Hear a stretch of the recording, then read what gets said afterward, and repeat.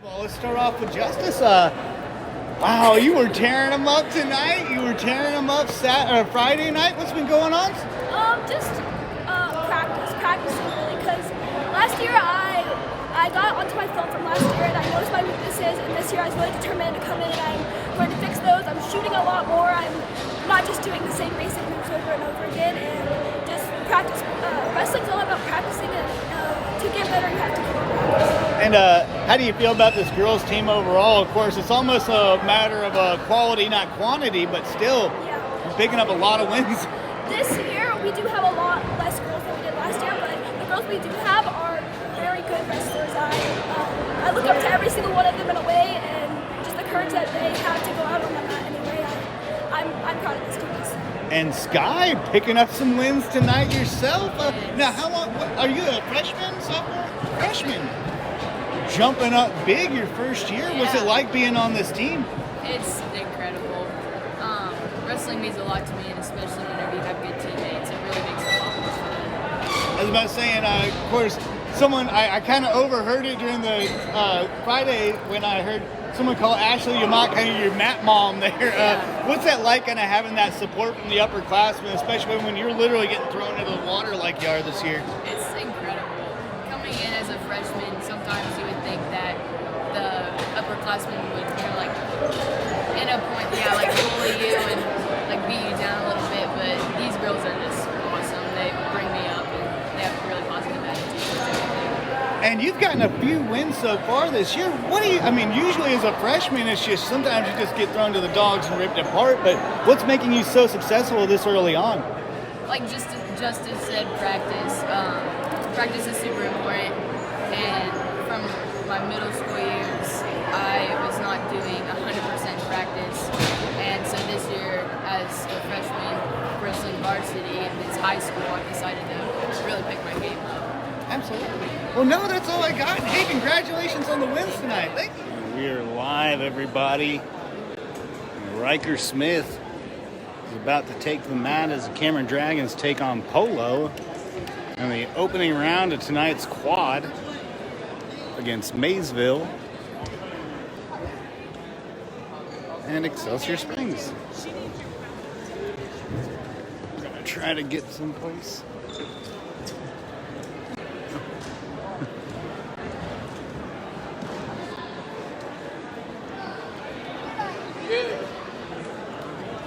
Starting with the girls, guys. So we're going to start with the girls tonight. We're going to go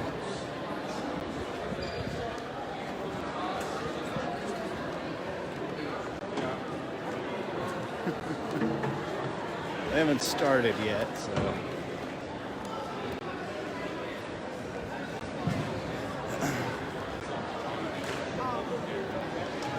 Riker Smith is not putting on his stuff. Oh, sorry. Right here.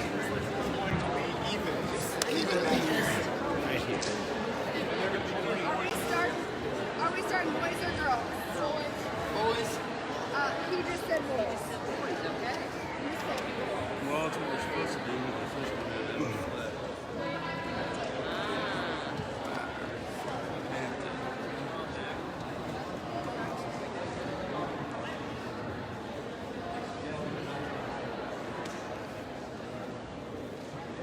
So this will be the Dragons' third contest of the season. They started the year off in Harrisonville, and then just over the weekend they took the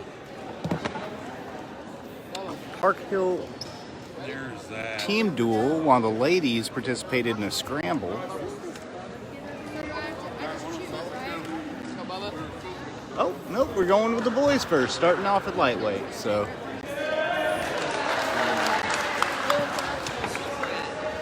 Here comes Mr. Pratt, who also had a solid performance this weekend against Park Hill South. Oh, shoot. So.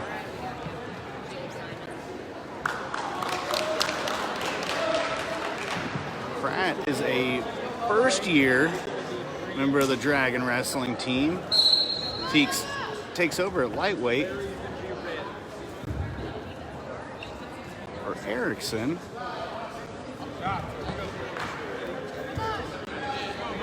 Oh, he's got him stuck. Oh, wow. That was quick. Pratt gets the win in just 18 seconds. There's a standing half Nelson there. Don't see that often. And next up is going to be Will Brewer at 113. And then it goes up. Brewer saw limited action last year on the varsity team, sometimes at 120.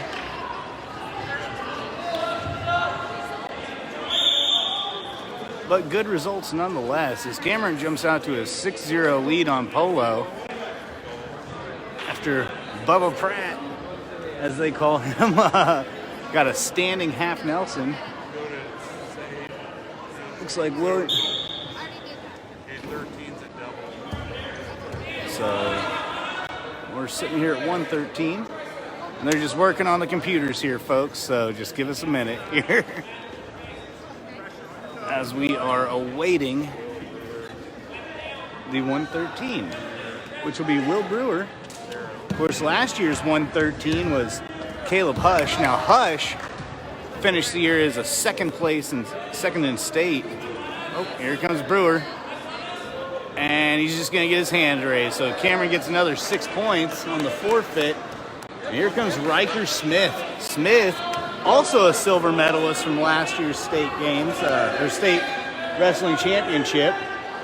Actually, you're going to notice something a little strange with Smith, because Smith is sporting a knee brace, because essentially he is wrestling with one ACL.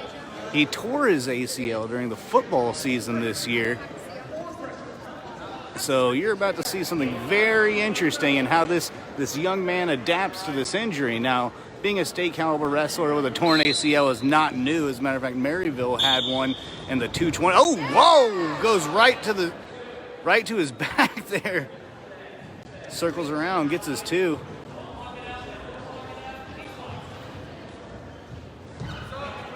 Looks like he's got that arm on the left. Goes for a cradle. Gets it. And after Cameron picked up the first pin in 18 seconds, Riker Smith gets another pin just a little bit later, maybe 24 seconds. So congratulations to that young man. And up next at 132, I think we're in for a bit of a show here. Here comes... Oh, maybe not.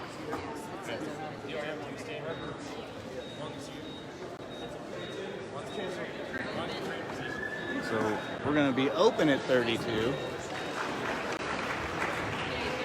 It's going to go down as a pin. So here comes Brecken Gates now. Gates, also a state competitor from 2021. I believe he finished 6th place in a strong showing. Oh, another open. I think Gates is just going to have his hand raised. So now we're going to go to 145. And I believe this is Chase.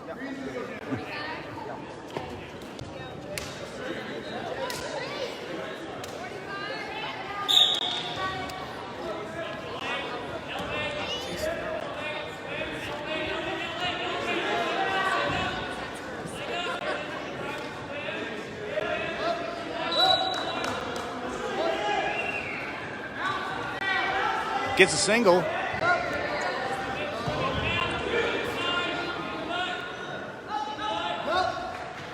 Gets the 2 on the single. As Cameron leads 30-0.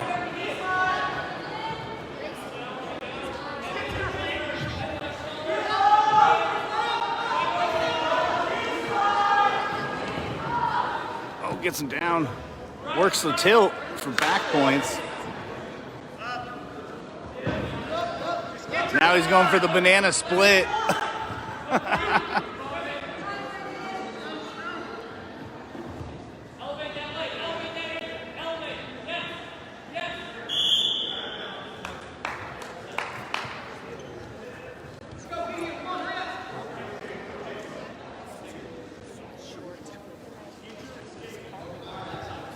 So this is Chase Short, by the way, and if you don't know anything about Chase Short actually, I believe as a freshman, went to India to study Hindi wrestling. Of course, he's also a very proficient at freestyle and Greco-Roman, working that crank there, getting big back points here.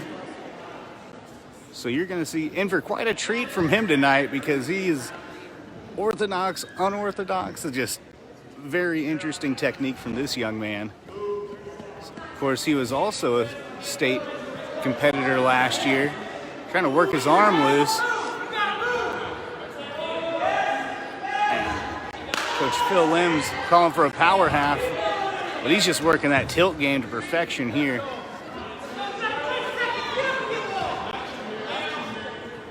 Where Short has qualified for state in each of his 3 years. Oh, he's just working that tilt, and that's more back points. That's going to be 8-0.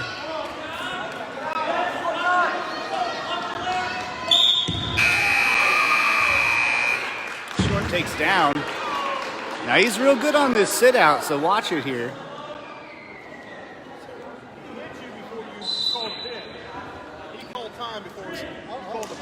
Hits a stand up, works his way out. Looks like he's got him locked up there. Watch him go for a throw here.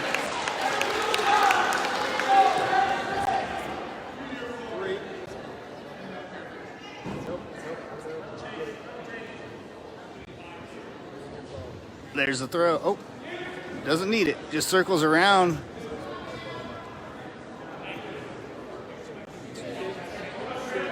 Picks up 2 more. That's 10-0. Now remember, 15-0 is, I believe, is a cutoff for a tech fall. So he's getting pretty close so far. Still up there. Looks like he's got a chicken wing on one side. Nope, lost it. No, he still got it. He still got it. So Short's working that chicken wing to the right side. Oh, now he's got on the left. He's going to work that over, connect his hands, and then it's all gravy from here. So watch him try to connect those hands, and he might go chest on that elbow and push him over. Yep, that's what he's doing. Chest. No, he's circling around. He's working the chicken wing now. There it is. Going for the pin with less than 30 seconds left in the second period. Circles back around. He might slip the reverse half Nelson here. Or is he just going to...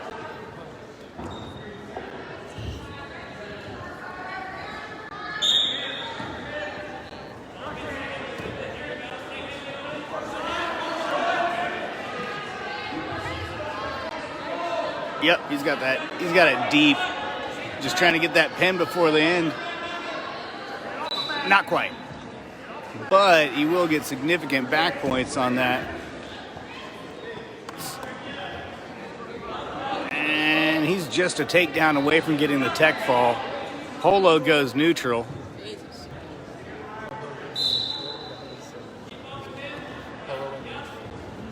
Oh, Short goes for the double. Switches to a single, and that's 2. And that's the match as Chase Short comes out with a tech fall. Wow, that's strong performance by the junior. And up next, we have Benton Barton. Oh, I'm sorry, Kenton Gates. My fault. There you are. I called your name. I know, right? I looked at your face and I was like, that's not the right guy. Sorry, man. So Kenton Gates is going to come out at 152. He is the younger of the Gates brothers. And he's going to get his hand raised. Now we're going to go to 160. And here comes freshman Gage Jones. Now, Jones had an interesting... one of his matches, he was really demonstrating his ability just to wrap around his opponent like an anaconda. He was really working the banana split there, which is kind of, it's almost like, you know, have a bit of a showy move, but you might see a little bit of that tonight from the freshman. Of course, he also saw significant time at linebacker for the Cameron Dragon football team. Oh, snap down. Oh, right. Wow, that's some power. So, just overpowers this man right to his back, and that's the pin. So Jones, in 17 seconds, gets a pin for the Cameron Dragons. Wow. Cameron, lots of pins in a little amount of time, so they're going to come in their next duel pretty fresh. Of course, they're facing Excelsior Springs tonight, which might be a smaller school, but they are a very talented wrestling team, so you're in for a show here in a few minutes. I believe this is Dallas Yannick now. Is this Josiah? Oh. Sprawls out. Oh, wow, that's some power. So Polo gets the takedown quickly. Looks like he's working that half.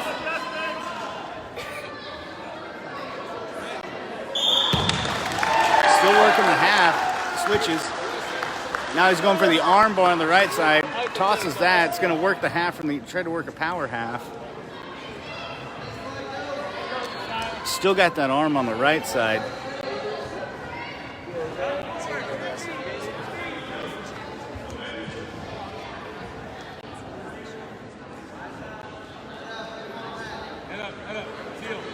Oh, and there's that half.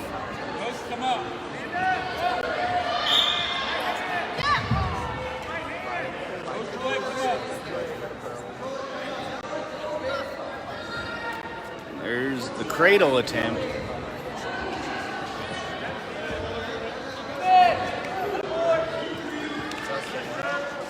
I was trying to leg ride a little bit. Oh!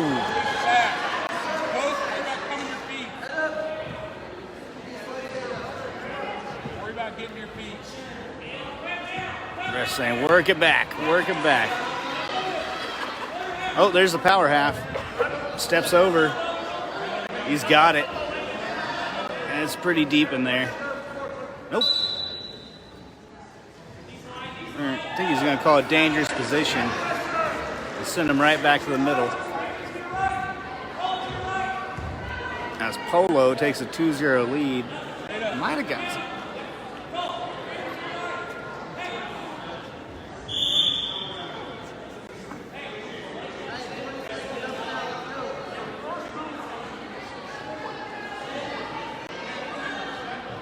Gets a warning.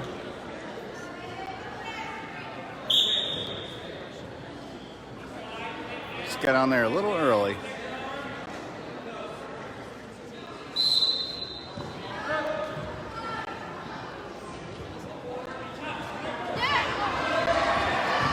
Josiah's trying to stand up.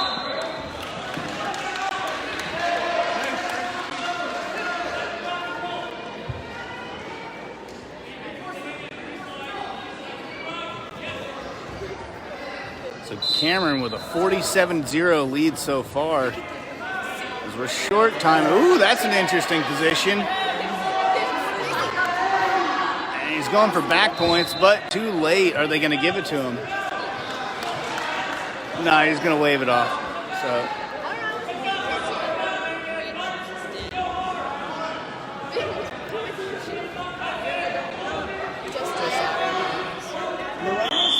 Okay. Top gears, little brother. Ah, okay. Behind the arm. So Skye Malone's had a decent performance this weekend at Park Hill. Ooh. Right into the half.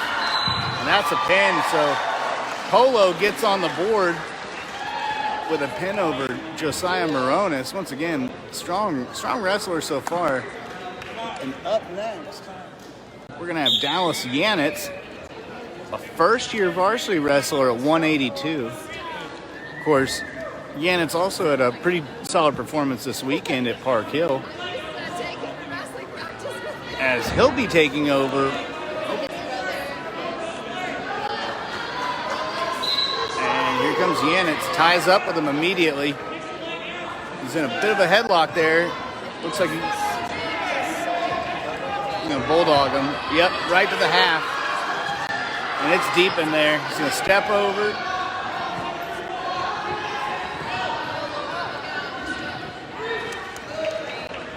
So Polo immediately with 5 points. 2 on the takedown. 3 on the back points. Yannick fights out back to the neutral position to come within 4. Still in that headlock. Oh, he's trying to... Yep.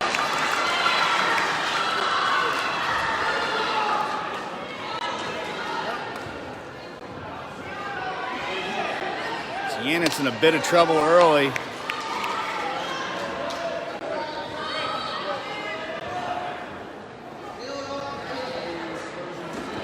Trying to work out of that half Nelson, but it's deep. He's got it deep in there. He's trying to bridge. And Polo makes it 12-47. And up next, you're in for another treat tonight. Of course, here's Paul Vienna, who made such a quantum leap as far as his training went over the summer. Honestly, if it wasn't for the glasses, I would have thought it was his older brother. Last year he was wrestling at 170. This year he's going to step up to 195. So check out Paul Vienna. Someone has to convince this guy's parents to let him go out for football or something, because heck of an athlete here. Vienna also saw a lot of success this weekend. Digs in deep, goes for the shot, but they're out of bounds. Still neutral.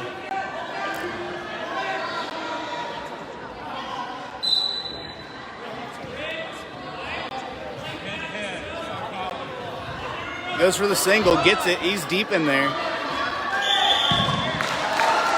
Slips a half. Oh my goodness, look at that. That's a lot of strength. So he's trying to work that half. Now it looks like he's going for a cradle. He's got it. Well, front cradle.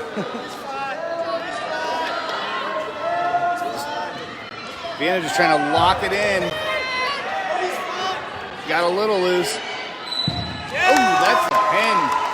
So in just 45 seconds, Paul Vienna gets another pin. A lot of talent.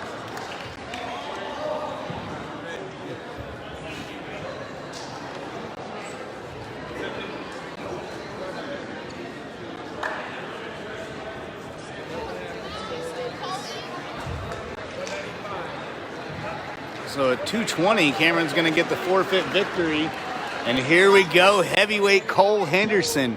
Henderson wrestling with a bit of a chip on his shoulder. See, last year he was behind state champion Cam Hedgepath. This year, he's the main man. His sophomore year, he was behind state qualifier Wyatt.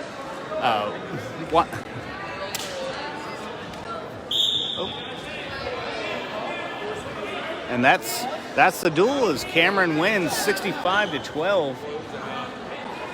So we're in for a... I think we're going to have girls up next. And we'll see. I think Ashley Yamat's going to come up first. She's going to be Cameron's lightweight, which that's a lot of muscle on a girl to make lightweight. So we'll be in for a show here, but yeah, right now we got the Cameron Lady Dragons warming up. Oh, here comes Ashley Yamat for the coin toss alongside fellow captain Holly Hedgepath. Both Yamat and Hedgepath have extensive experience at the state level. Yamat qualifying last year, Hedgepath qualifying her freshman year and taking second. Of course, the girls qualified 3 wrestlers, and Christina Philly, Yamat, and Hedgepath. Of course, they couldn't get anyone on the podium last year. It was a stiff competition. Of course, last year's competition was also narrowed down. Instead of having 16 wrestlers, they had 12. So it was a bit harder to qualify for state last year than it would have been. Yeah. And here.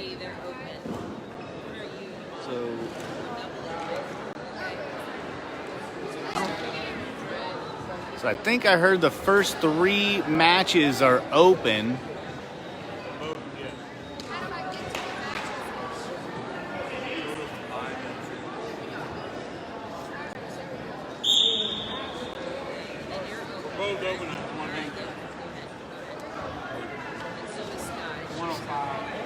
So here comes Yannick. She's going to get her hand raised at 105.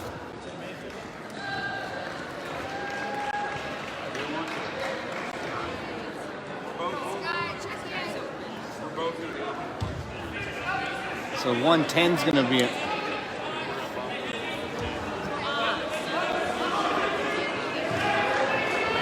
Hold on, I got to check the scorers table. We got some girls moved around here. So Yannick took the forfeit at 105. They're both open at 110. Let me see who Cameron's going to send in here.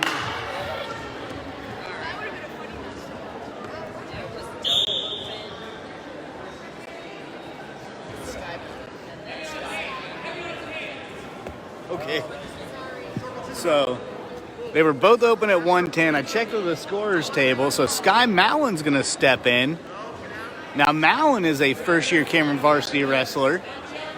Of course, she also had decent success this weekend. She's warming up right here. So she had decent success this weekend at the Park Hill Scramble. A little bit different from how Cameron had it. And, of course, after her, I think it's going to be Clarissa Kissire. And then there's Justice Brewer. And then we'll have Holly Hedgepeth. And then we think we'll have Maddie Kissire after that at heavyweight. Of course, Maddie Kissire taking over for Jessica Tangway, who did not go out for wrestling this season, despite being a state qualifier. So she'll be filling in, but here we go. Skye Mallon steps up. Of course, Mallon just looked like her skills got better and better last Friday after she got a win. Oh no, just gets overpowered right to the back. Gets back to her knees. Now she's back to her back again, trying to fight off a half Nelson. And that's 2 on the takedown, 3 on the back points. She's in a 5-0 hole so far, works her way out. There we go. So Mallon works her way out of a little bit of trouble early, cuts it to 4. And she is not afraid to shoot, so.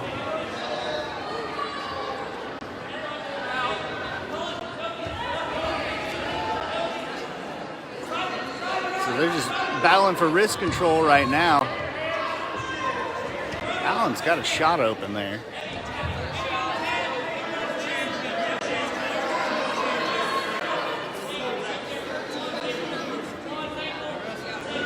Oh, gets the single. Oh, there it is. Oh no, just couldn't keep her feet in.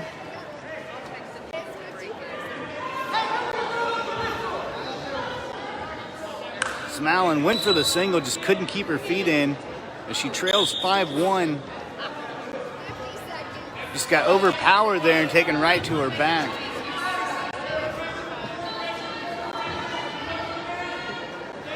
Oh, goes for the single again.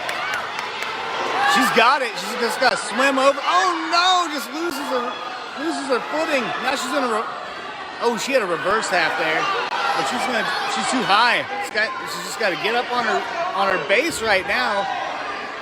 And she's trying to flip her, it looks like. So Mallon. Oh, somehow ends up on top. And she gets 2. Phil Lim calling for the half is. Oh, Mallon gives up the escape, goes for the single again. Now, are they going to give her the point for the escape? I don't think they are. Nope. I guess they just never lost contact. So Mallon, after the turnaround, now just trails by a takedown, so by 2.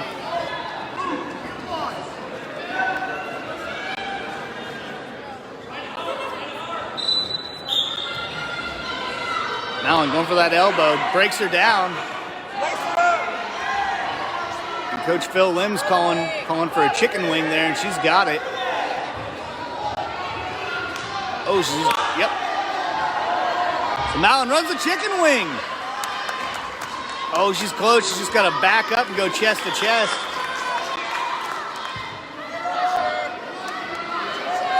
Mallon just working for that pin. She's close. That's it. Malin. Skye Malin picks up a win for the Dragons, as the Lady Dragons so far lead 12-0.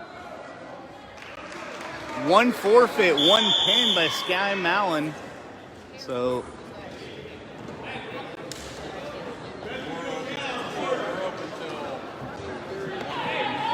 I think I just heard Phil Lim say that they're open until 1:49. So let's see how this will play out on the scoreboard. Of course, this is kind of one of the bummer parts of dual wrestling. Sometimes is you'll have the better team, but you'll have more open spots, and with every forfeit, you lose a point. So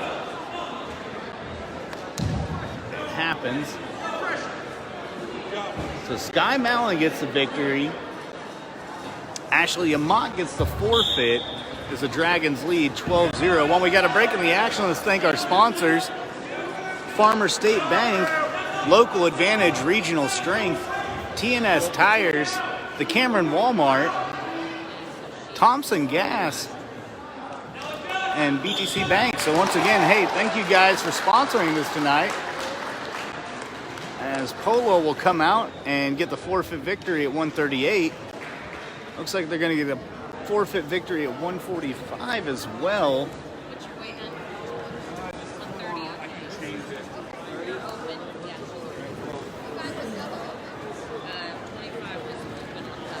130. Sorry, the girls' weight classes are a little different.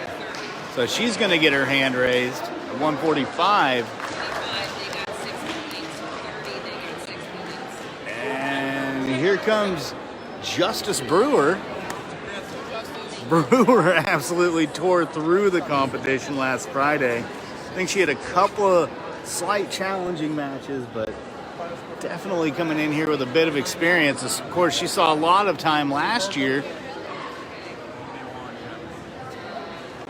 on the varsity, so another one of those girls that she made it to the sectional match, which is something that was brought about during COVID-19.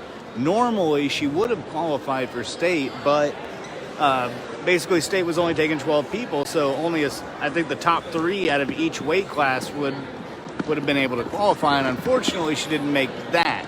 But heck of a wrestler, so you're in for a show right now. And of course, after Justice Brewer, we're gonna have Larissa Kissire, and then Holly Hedgepath, and then at heavyweight we're gonna have Batty Kissire. So,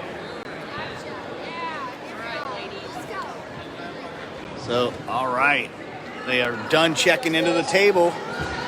So, here comes Justice Brewer. She ties up. Goes for this double. Gets it. Works that far arm. Ooh.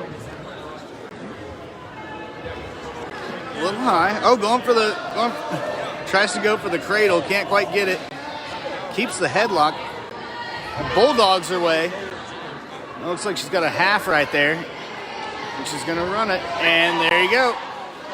A little high, but backs herself up. She's going to go with a reverse half here. And that's the pin. So in just 38 seconds, Justice Brewer picks up another victory for the Lady Dragons as they lead 18-12.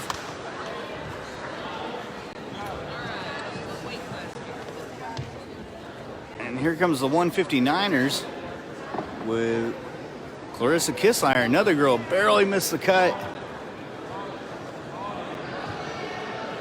for state last year. And she ties up. Very aggressive. Very aggressive.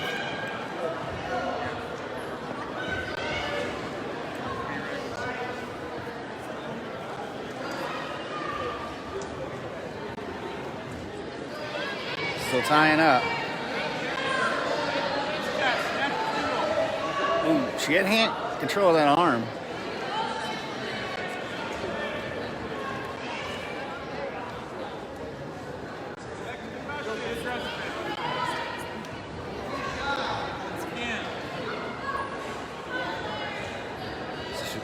She's fighting off the tensor hand control. Just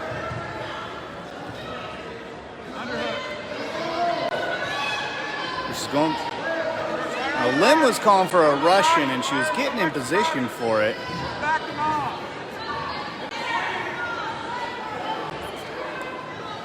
I think she goes in for a shot. She's got a good chance of getting it. See, they're even calling for it. There it is.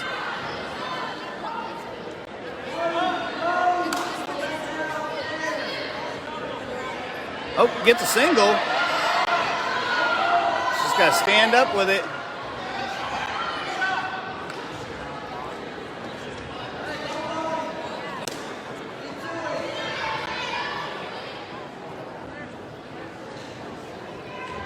Work inside.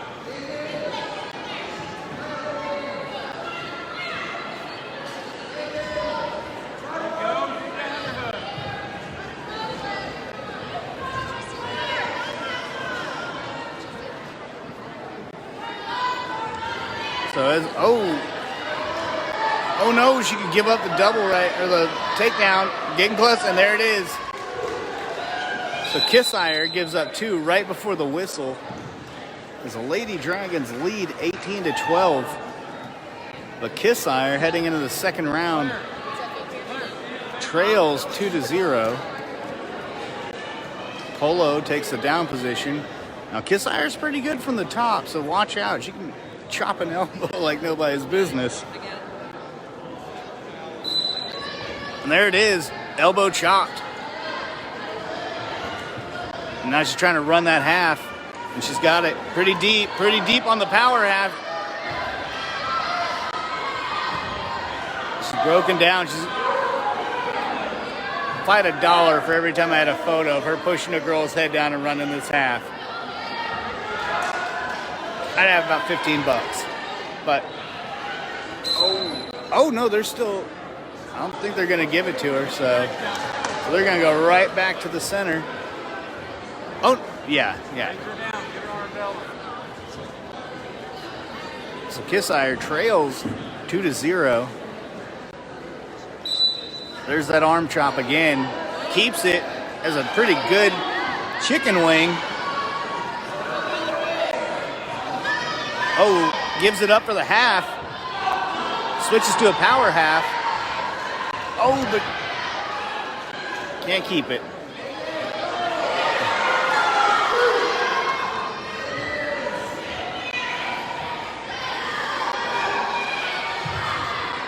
Goes for the single, gets it deep. She's just got to walk it up. And there it is. She gets that foot up. Now,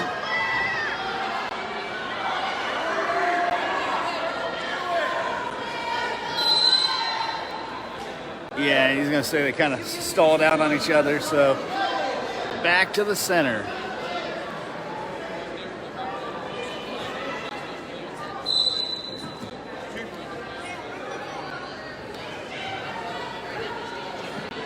Kissire circles, looking to get some points on the board for the end of this period as she trails 3-0 after giving up the takedown and then the escape.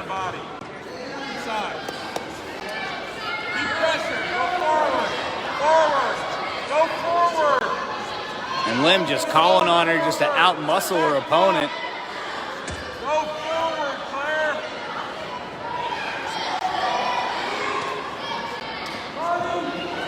Polo tries to go for the head and arm throw. Just can't quite get a grip there. As we reach the final seconds of the second period.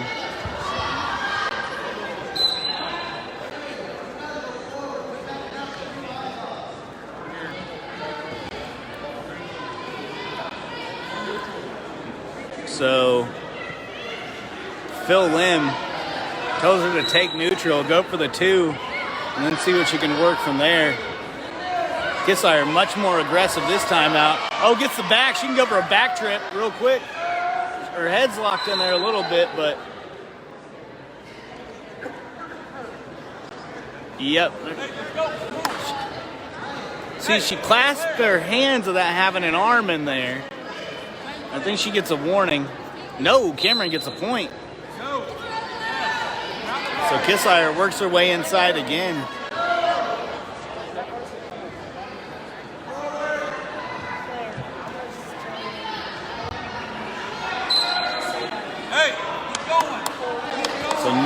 after the penalty, Kissire's just one takedown away.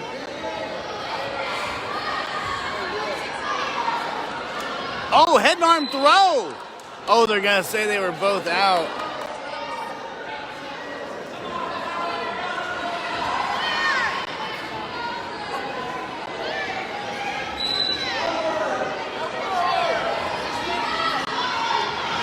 So Kissire going for the throw again. Gets it. And that's a takedown. Now they're giving her back points. And that's the lead right there. And that's the pin. No need for any of it. So Claire Kissire picks up the win, giving Cameron a 24-12 lead as we head into the heavier brackets here.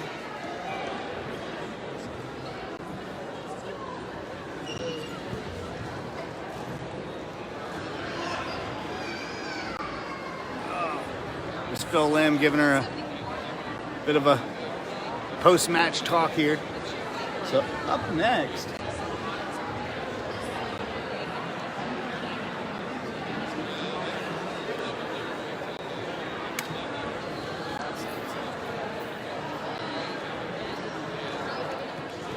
it's going to be a forfeit. So Cameron is going to take a 30-12 lead as 2019 states or 2020 state silver medalist Holly Hedgepath takes the mat. Now Hedgepath is wrestling more at a natural weight than she was last season. Last season she tries to cut. Oh, gets the bear hug in early. Front headlock there. She's got to snap her opponent down. That's deep. Snap first. Gotta take her to the mat. Take her to the mat. So she's got that front headlock in there real deep. Oh, and they're saying they were both out of bounds.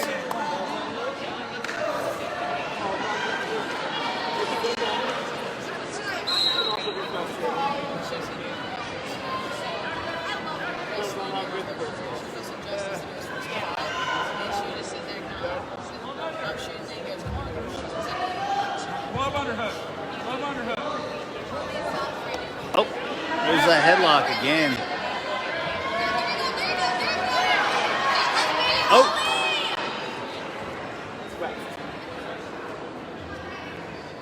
So Hedgepath gets the takedown, leads 2-0. They're going to call them both out of bounds, moving back to the middle.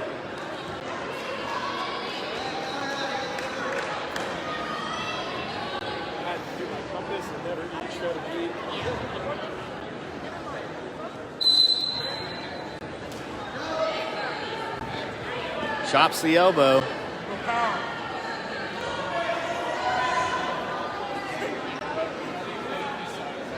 Looks like she's trying to work a half Nelson on the other side.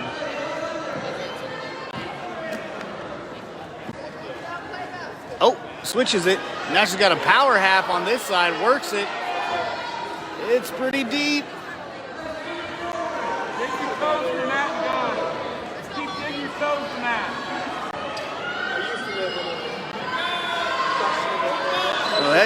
Oh, they're going to call a dangerous maneuver there. No penalty. They're just going to move him right back to the center of the mat.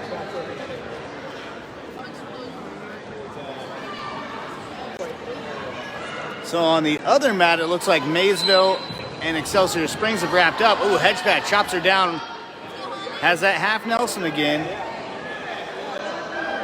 Looks like she's trying to pop that other arm out. Take away her post on the other side. And they're close. 3-2-1, and that's the period as Holly Hedgepath leads 2-0 after getting a takedown on a snap down.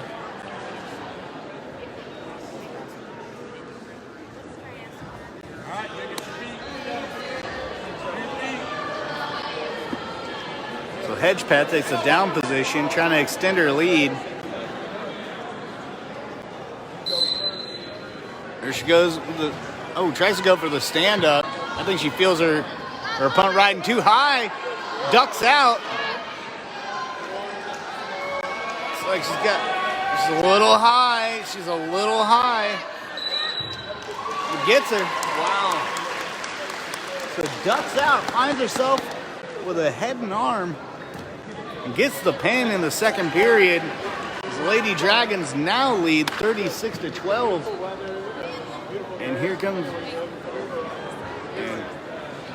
Madison Manley. I'm sorry. I was calling her Maddie Kissire for a while, but no, it's Maddie Manley. And she takes the match, and the Lady Dragons win the duel 42-12.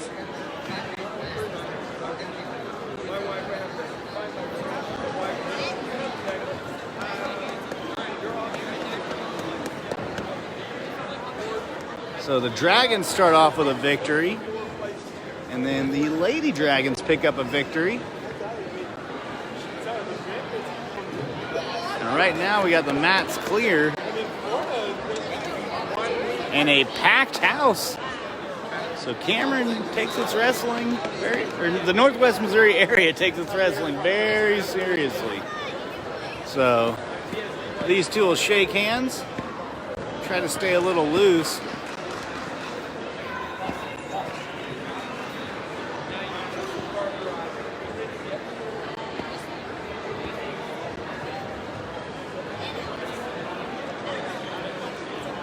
And I think Cameron's going to stay here, and Polo's going to switch.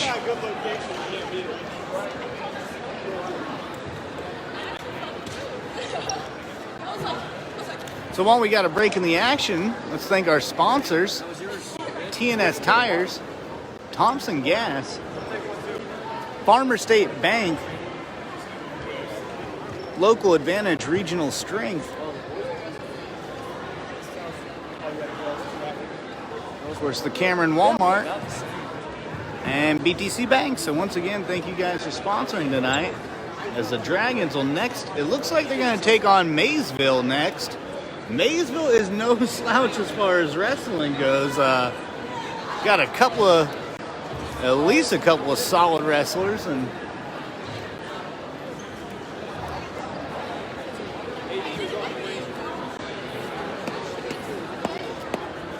we're just waiting for the action to get started. And once again, thanks for watching tonight for this quad. Because Cameron made the last one pretty fast. Let's see how long this one will take.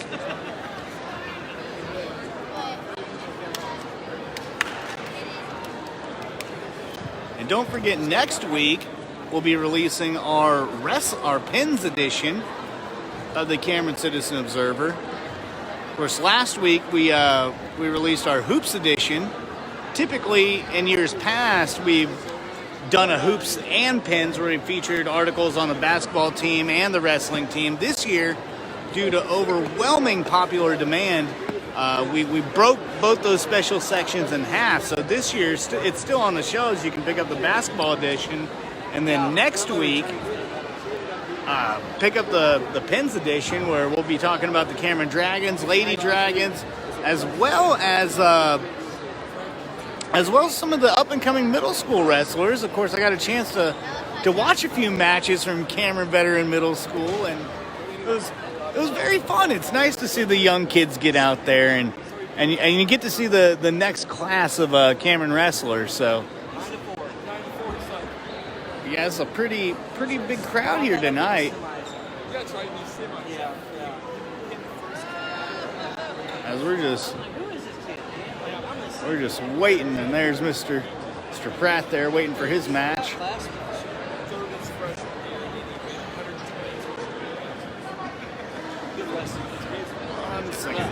So we're just waiting on the scorers tables.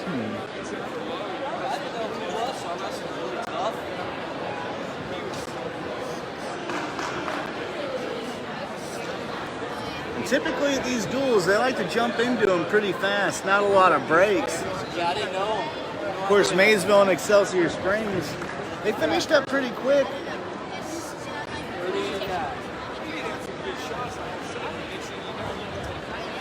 But yeah, we're still waiting on the next match. So there's Maysville, the Wolverines.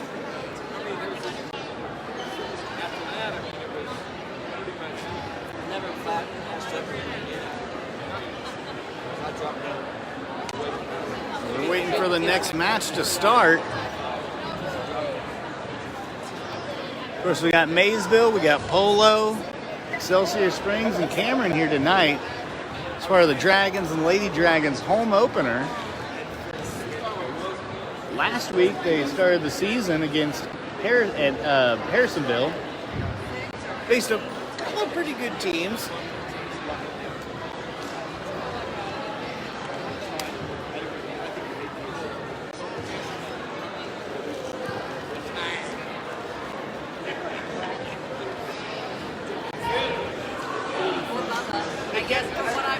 Yeah, they kept calling him Bubba.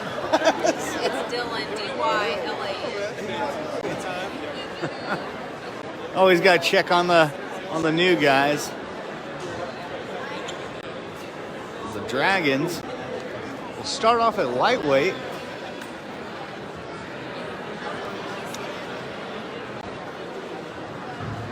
So you get ready to take on Maysville. And there's Coach Phil Lim. Of course, Lim, I believe, last year passed, I think, 250 career dual victories. I think at this time is 5th most in the state of Missouri. So, very, very accomplished coach, despite, I believe he's not even in his 40s. So, quite an accomplishment for the young man. Of course, right in front of us, that's Riker Smith.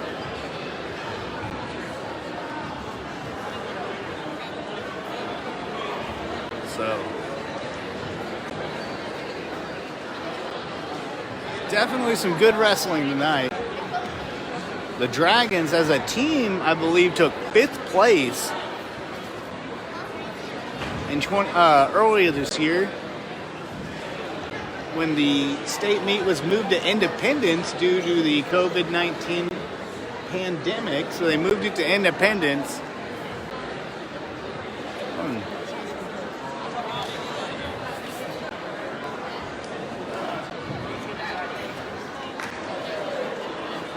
Like I said, we're just waiting for the matches to get started again. The Dragons will next take on Maysville, and then for the finale tonight, they will take on Excelsior Springs, and that will be a good duel. So stay tuned for that one. So we're going to start off at 113 instead of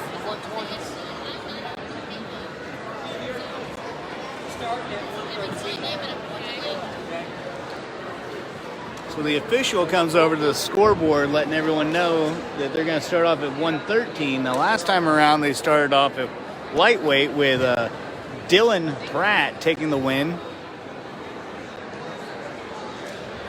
This time around they're going to start off at 120 with state silver medalist Riker Smith stepping in.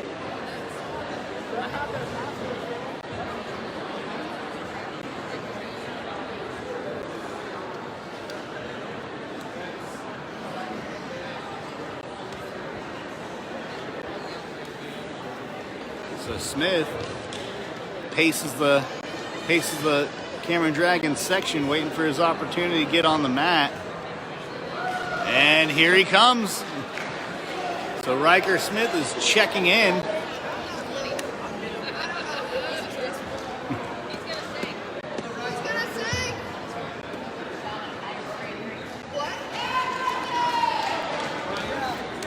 Once again, this is Riker Smith, who tore his ACL playing defensive back for the Dragons. So he is wrestling on one good knee, but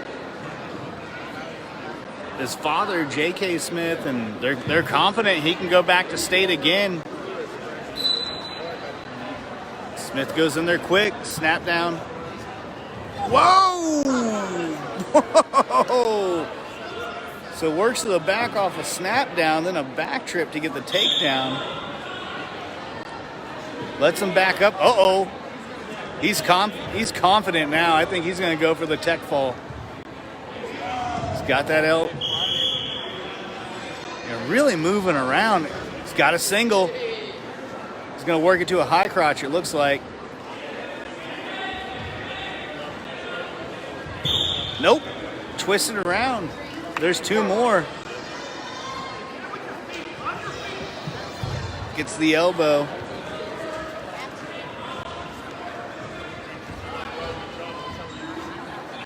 Keeps that wrist. And there's the tilt. So he's going to score some back points here. Keeps that chicken wing. Takes it over. He's going to score some more back points. So I believe that makes the score 7-0 so far. Is he going for the pin? I think he's trying to flatten him out now and get the pin. And that's it. So just 39 seconds left in the first period. Riker Smith, after just racking up the points, picks up the win. Gives his dad a high five and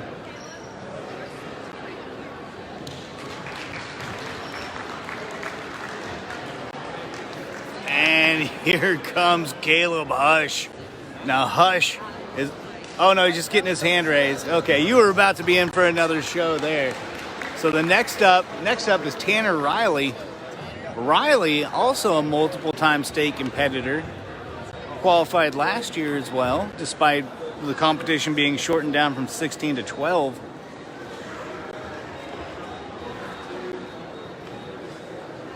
Riley is also an accomplished defensive back for the Cameron football team, as well as a pretty solid outfielder for the baseball team. So he's a multi-sport athlete. Takes the mat as the Dragons already lead 12-0.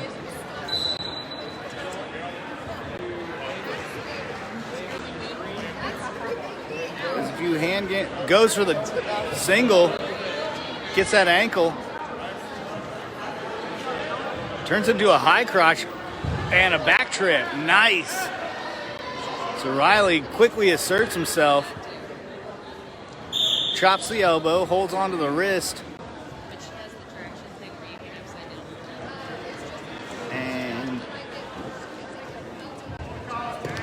Oh my goodness. Just goes for the pin early. Definitely in a very dominant position right now. He's going to slip the half. Oh, a little too late on that.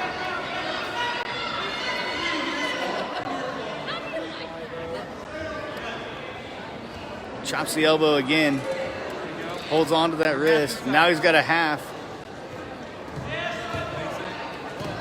Lim saying, now he's got a chicken wing. He's he's got to step over that head. There's one leg. Now with the single chicken wing, you really only want to throw one leg over there. And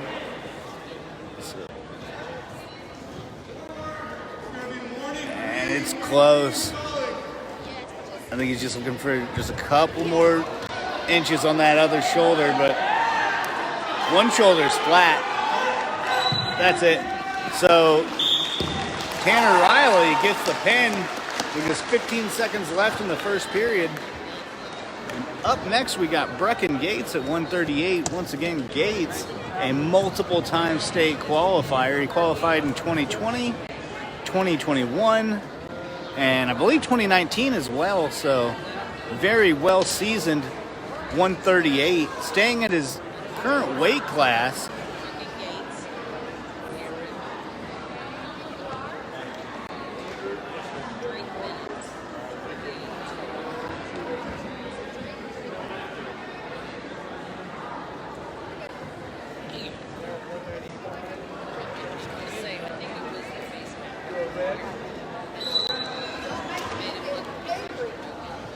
Brecken goes, shoots early, gets too early. Slips the half. Tries to run it, switches, jumps over to the other side. Slips the half on the other side.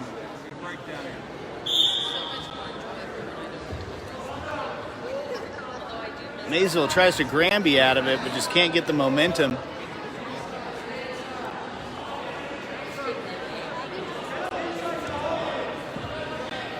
So Gates flattens him. Looks like he's got a reverse half Nelson on his left, but he's going to go for something else. He's going to go for the cradle. Nope.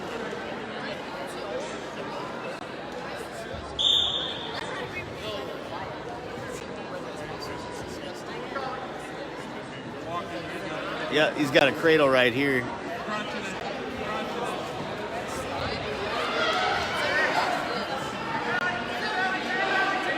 Just can't quite get his hands clasped.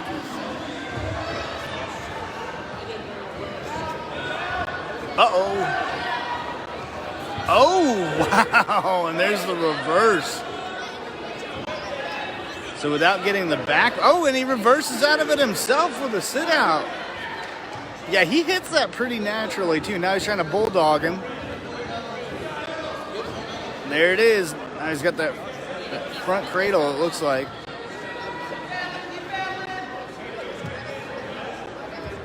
Yep.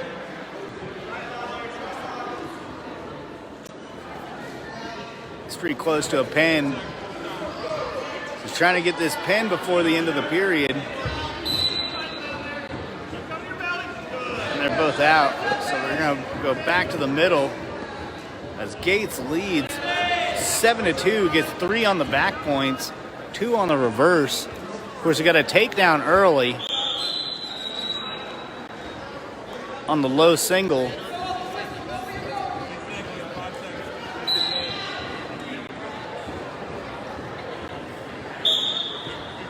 Works that cradle, but he's not going to get it in time. So after the first period, Gates leads 7-2. The Dragons lead 18-0.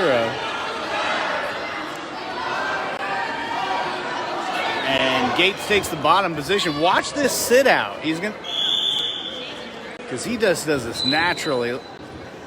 Oh, no, he's going to go for the stand up. Twists out. Got his leg caught a little bit. Sprawls. And takes 2 on the sprawl.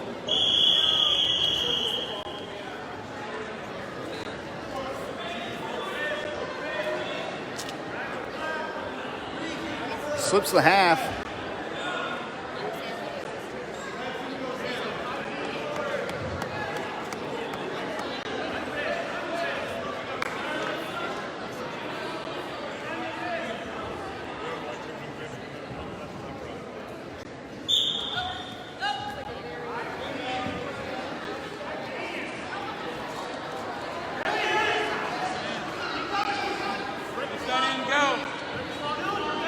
Can't see what he's got on the other side. I see he's trying to work a chicken wing on one side. It looks like a...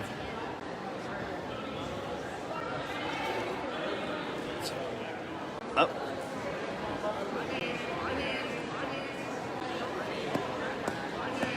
Gates also responsible for one of the more hilarious post-game interviews.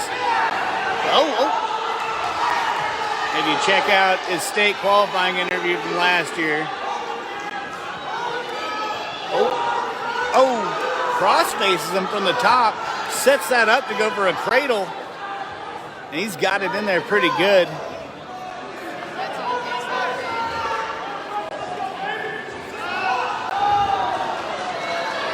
Maysville's just flopping around. Yep, there it is. So with that, Cameron takes a 24-0 lead on Maysville as Chase Short steps up next. Once again, Short, he incorporates a lot of stuff he's learned from freestyle wrestling, Greco-Roman wrestling. Of course, he's definitely a student of, I believe, the Terry Perler Wrestling School. So you're in for a show. I'm just saying, I love watching this kid wrestle. Along with wrestling, he's also an accomplished goalkeeper with the Cameron soccer team last fall. Getting his first shutout of his... He had a head and arm. Looks like he's still trying to go for it.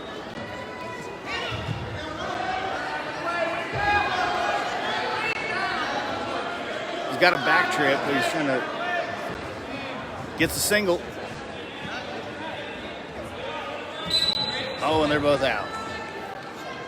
So he had a deep single there, just couldn't finish it. They're just too close to being out of bounds.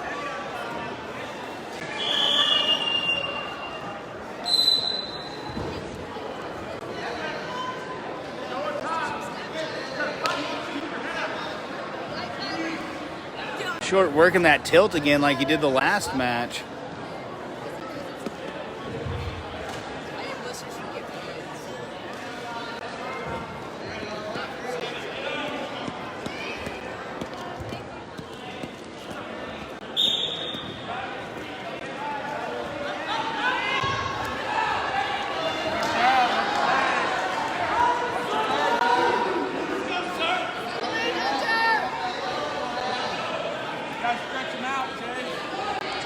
So Lim calling for Short just to flatten his guy out.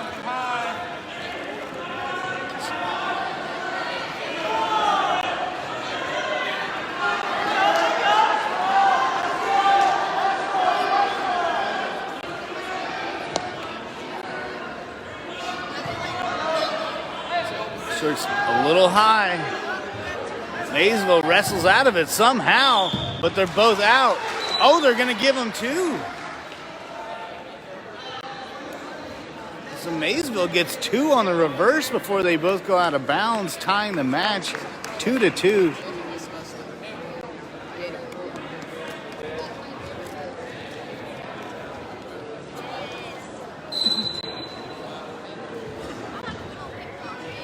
Short, it's a stand-up. Oh, switches around. Caught in a double, so no points, just a lot of energy exerted. As we are almost done with the first period, as this match is tied 2-2. With Short scoring on a takedown, while Maysville scored on that late reverse you just saw.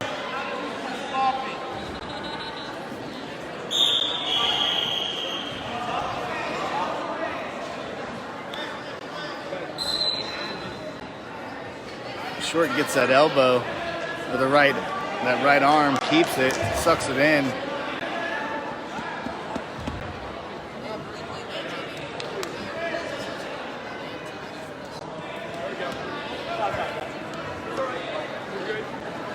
This is hard to tell what he's. Match score, bounce score, 0-0.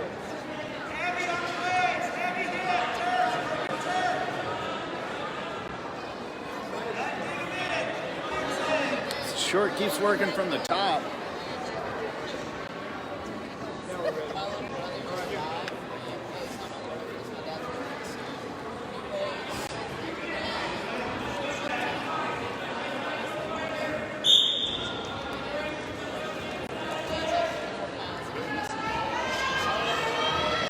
Trying to score some back points on a tilt, but just can't get it. He sees that chicken wing. Locks in a pretty deep chicken wing.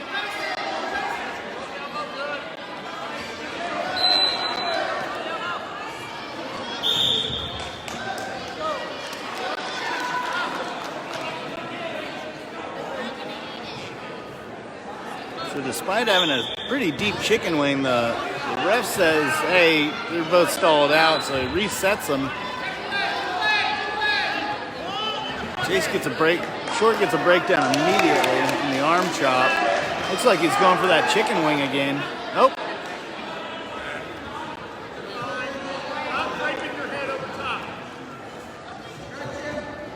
It's a little bit of...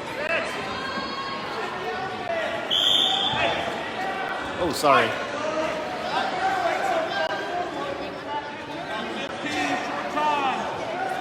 Short working with 15 seconds left in the second period. This match is tied 2-2.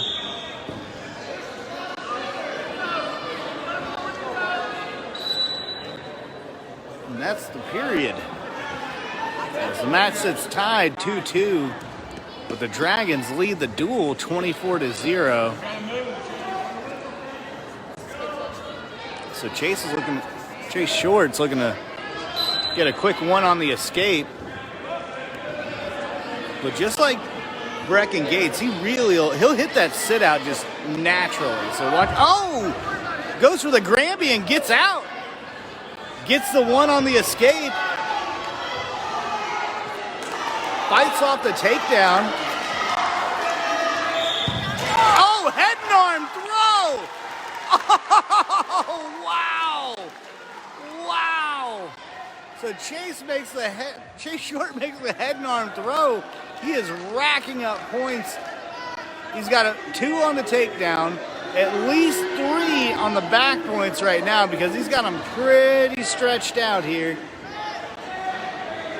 So there's 3. He's wrenching it, just trying to flatten that back out, and he's taking his time now because he's got a minute left in this period.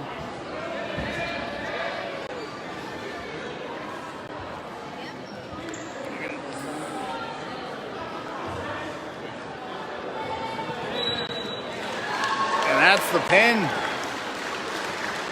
So with that, the Dragons take a 30-0 lead.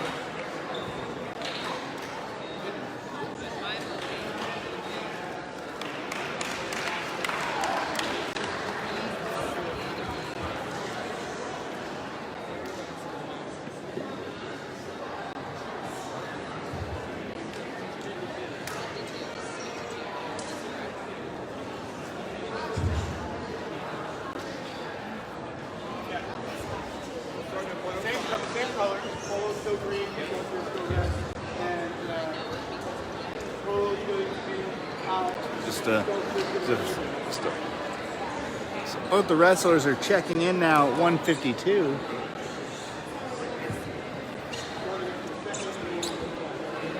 We have Kenton Gates. Well, we got a break in the action. Let's thank some of our sponsors. Thompson Gas, Farmer State Bank, Local Advantage Regional Strength, BTC Bank, the Cameron Walmart, and TNS Tires. So once again, thank you guys for sponsoring this tonight. And here comes Kenton Gates.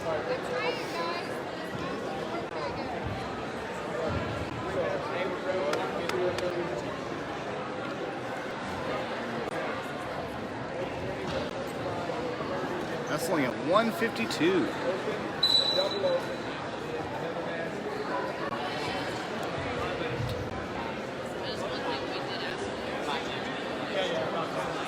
All right, so we're going to do double forfeit, double forfeit, double forfeit. Oh, spins around, gets a takedown. He had a half. He's got one with his left arm.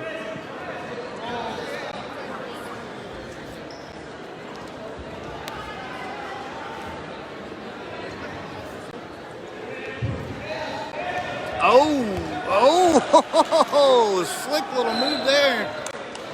So they're gonna give him the takedown and 2 back points. So Gates starts off the match with a solid 4-point lead.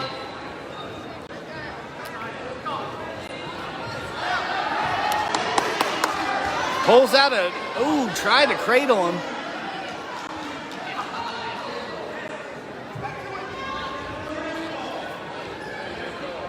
Nice leg riding a little bit. He's going to break him down.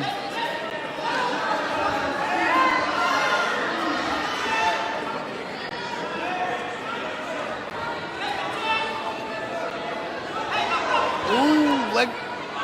That's the bananas. Oh, they're going to call that a potentially dangerous move. No penalty on it.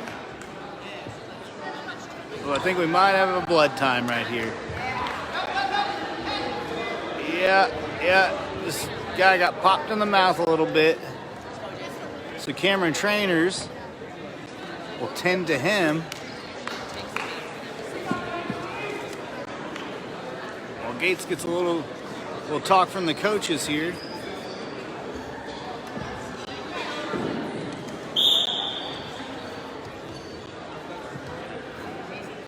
As they disinfect the blood from the mat.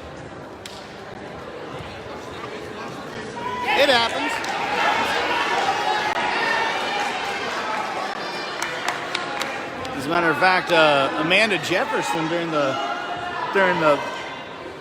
Park Hill Scramble got popped in the nose, and they cleaned it up, and then suddenly just a touch and the water just started flowing. So it happens in wrestling often. They just got to clean everything up and get back to normal. As Gates leads 4-0 on the takedown and the back points. Cameron Trainers try to clean up all the blood, so they got to get everything now. So he looks clean. They both look clean. The mats look clean, and they're back to it. So Gates with a 4-0 lead. The Dragons lead 30-0. Gates fights out the sit-out. Looks like he was going to try to go for the half, change his mind, and they're both out of bounds.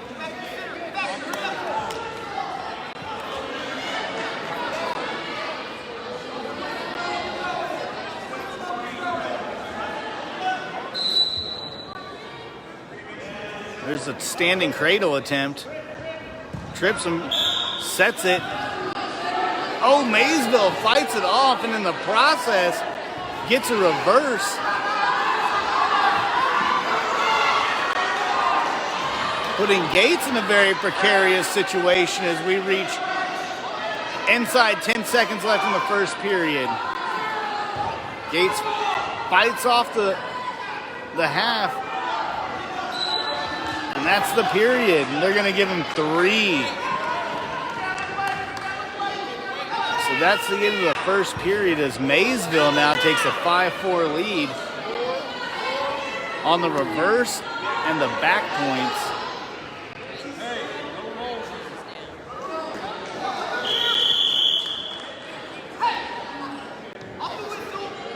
And that was Phil Lim saying, hey, watch out for that Granby roll. And then Gates is trying to simplify his attack this time around. Oh. So that makes it 7-4. Maysville looking to get on the board this round.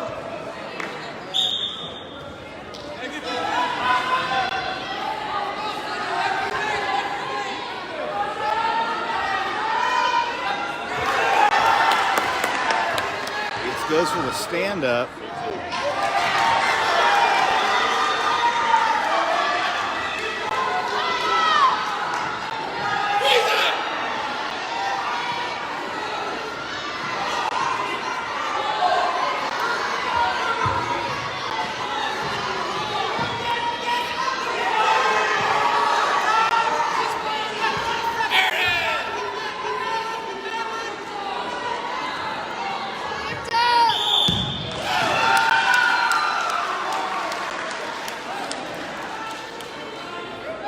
Just inside a minute left in the second period.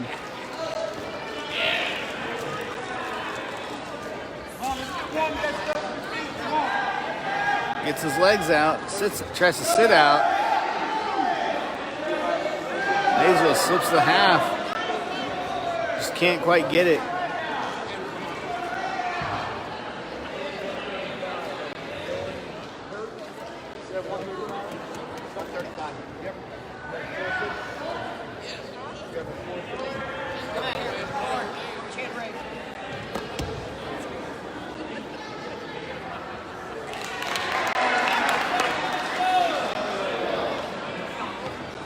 Tries to go under for the cradle. And that's the period.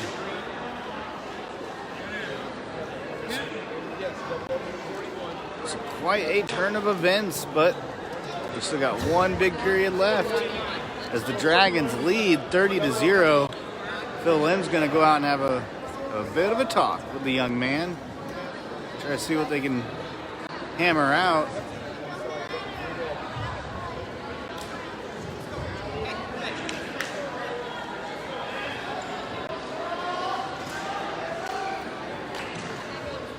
while we got a break in the action, let's thank our sponsors.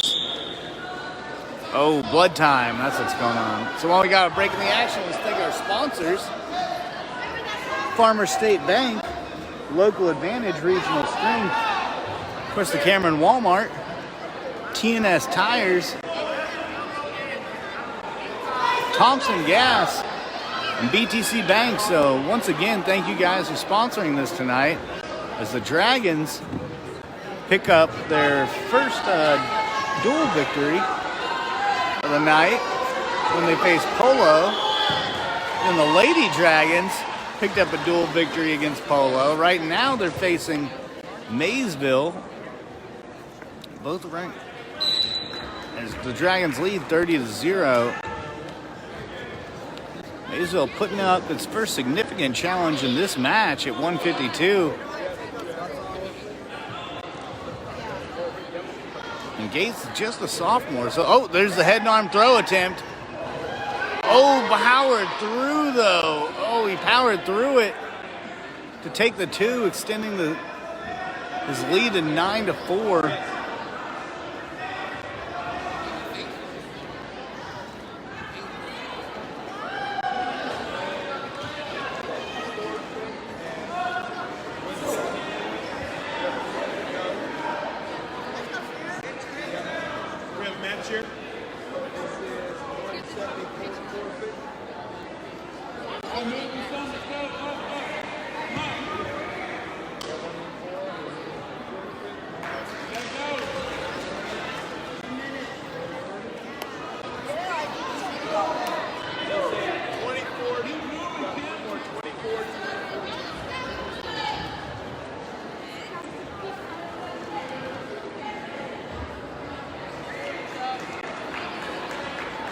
Gates trying to work that sit out as we're going to come just under 30 seconds left in the third period as he trails 11-4.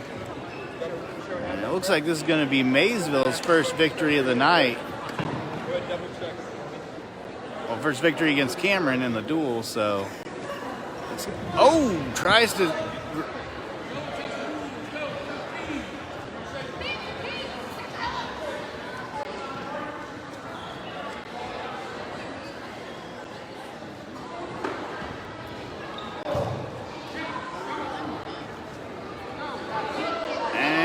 That is the match as Gates will fall 11-4.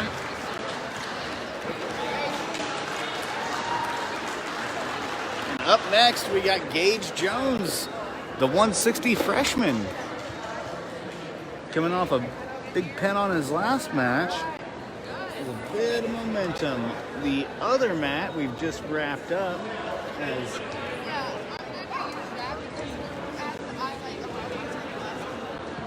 so the Dragons will finish the night against a very talented Excelsior Springs team.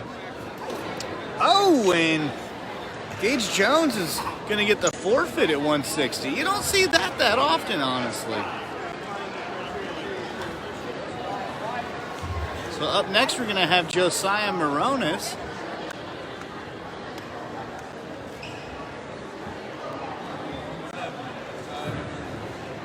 At 170.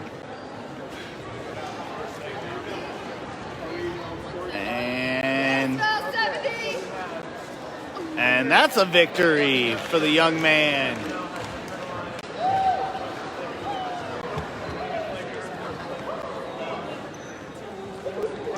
So up next at 182,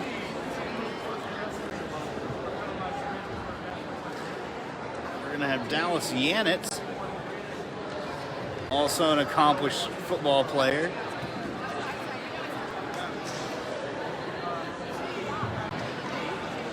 And here they go.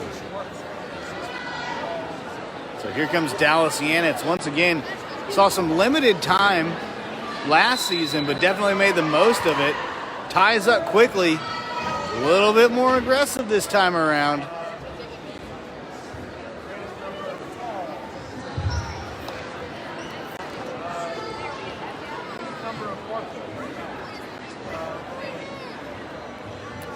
as the Dragons, after the forfeit, lead 42-3. Their only victory coming by points. When you win by points, you get 3 points. When you win by pin, you get 6 points. I believe it's so here comes Yannick. Ooh, back in that front headlock. Fights out of it.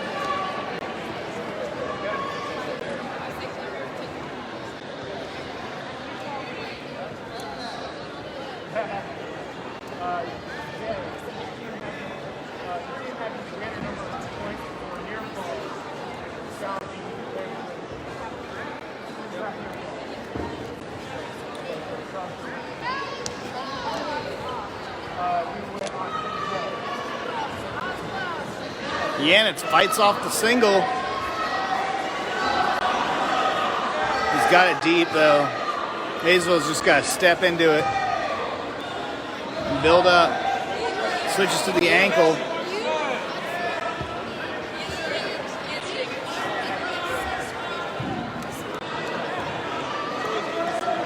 Now Yannick's trying to flatten his man out and circle around. There it is. He's got it.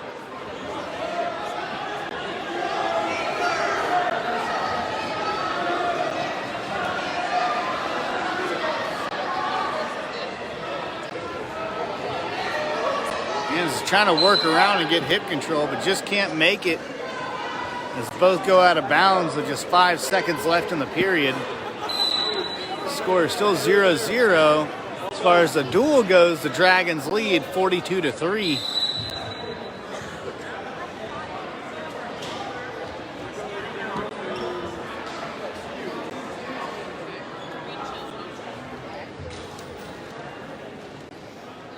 So neutral is the call. So they're both going to go right back at it again.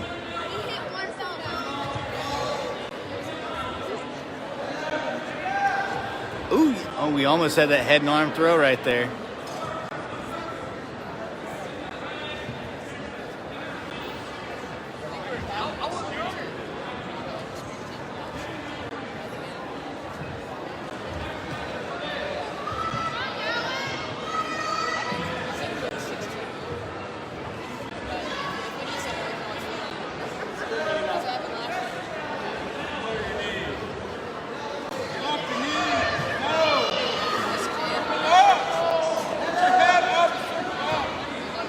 It's just kind of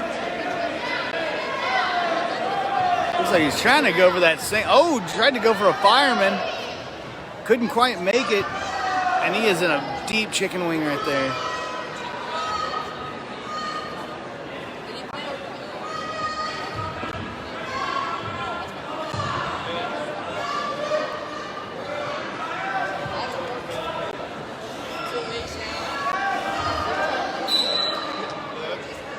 They're gonna call that. Oh, he got an illegal hold. Looks like his hands might have just touched when he was trying to go for that. So Yannick will get a point on the illegal hold, making the score 5-1 with 45 seconds left in the second period.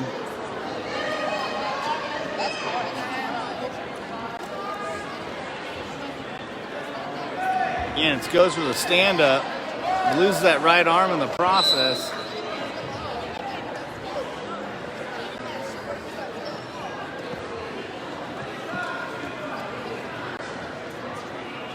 So we can put him right back in the middle again. Now an escape will get him one.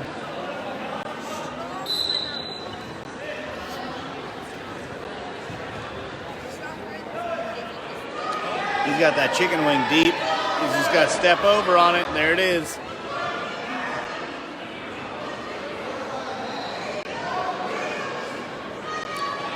Readjusts. And there it is. Can he get the pin before the period? Saved by the bell. So that is, we're going to give him 3 back points, making the score 8-1 Maysville. Yannick is going to take top. Just looking for the pin.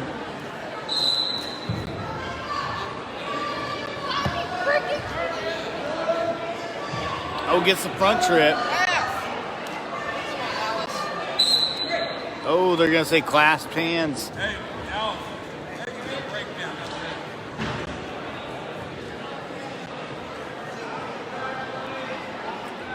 So that'll take the score to 9-1, but I think Yannick is more concerned about just getting the pin and getting out of this match.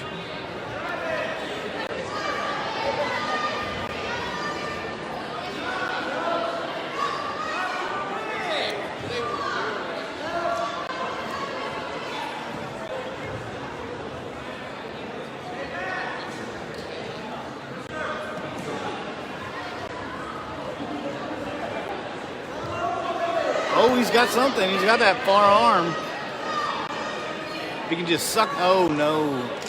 He loses it.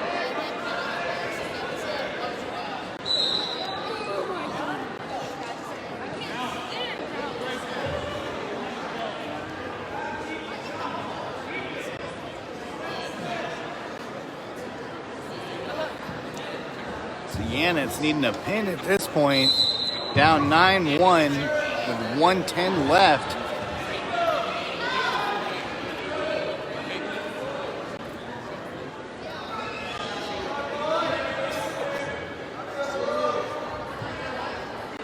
The escape makes it 10-1. Goes for the fireman, but once again gets stalled right in the middle.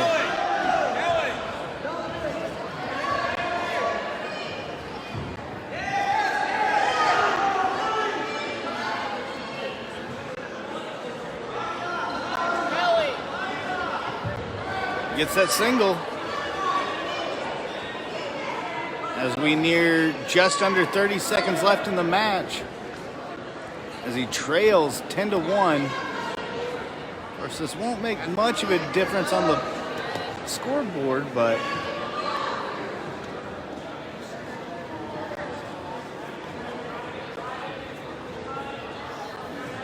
may as well try to go for that coffee grinder or a head and arms.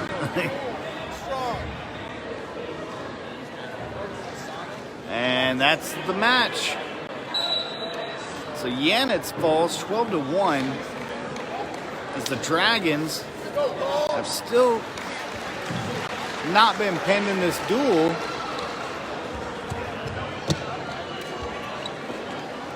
No, that ain't right.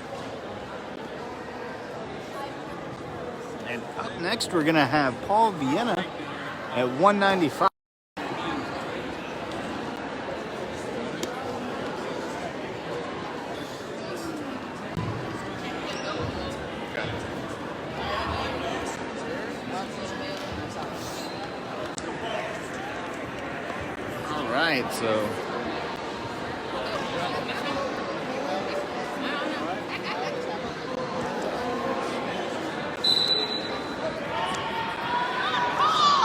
So here comes Paul Vienna at 195. Very aggressive starting off.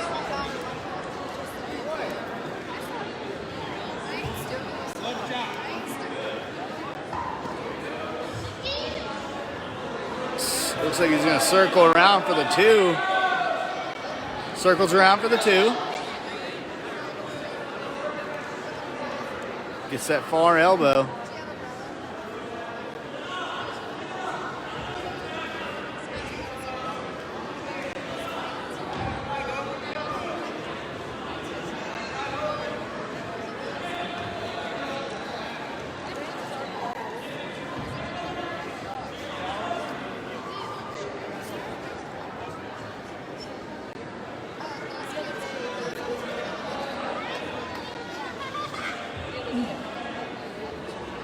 Vienna finds that half.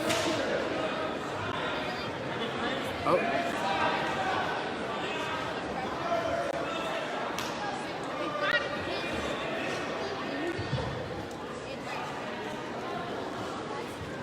And the coaches are calling for the cradle, but a cradle. Oh, he's bulldogging him.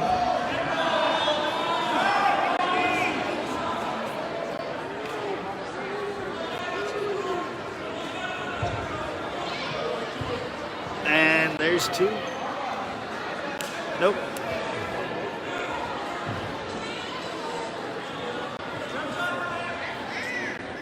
Sorry, that's my fault.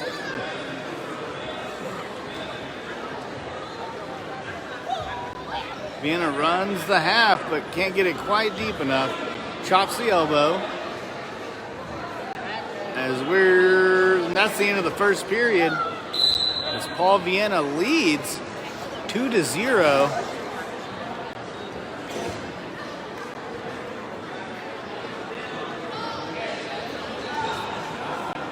As he steps up and wrestles varsity for 195.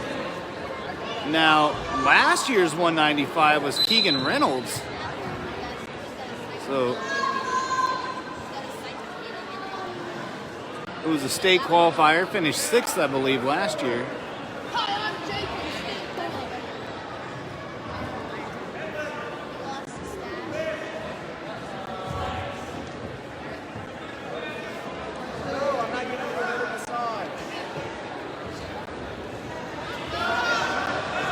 Oh, he's got a chicken wing on this side. There it is.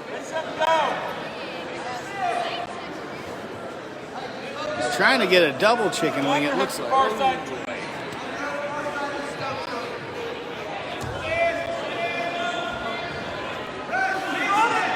He's got a half. Oh, it's chicken wing. He's trying to run it. He's trying to run that chicken wing. He's got to step over with just one leg and flatten out. There it is. And that's the pin. So with that, Paul Vienna scores the victory and gets the pin, taking the Dragons lead to 52-3. I believe that should be 49-6, but I could be.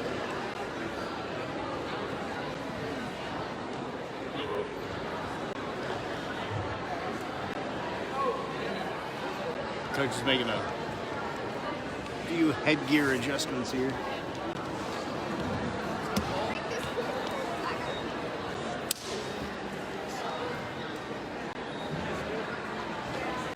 I think we're going to have a forfeit at 2:20 again. So here comes Cole Henderson.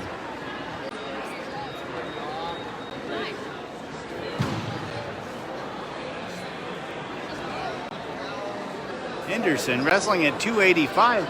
Almost might not have made the weight cut because he put in so much time during the off season for football. He's putting on a lot of muscle. So here comes Henderson.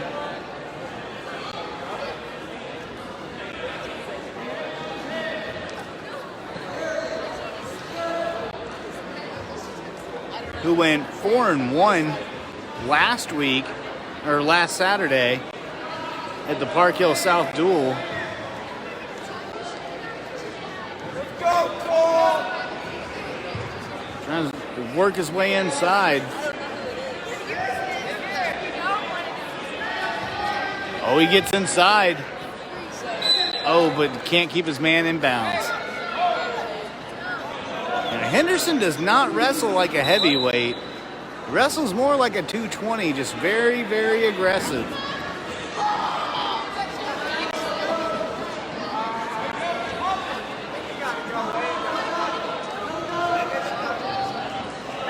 Oh, gets that bear hug in there. But walks him right out. So they're back to the center.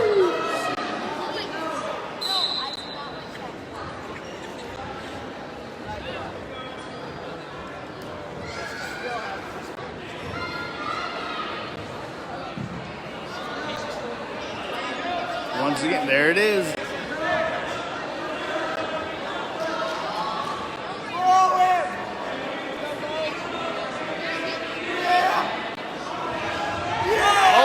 Gets the toss, goes for the pin. He's gonna hold on to this one. That's it. So Cole Henderson gets the victory. All right.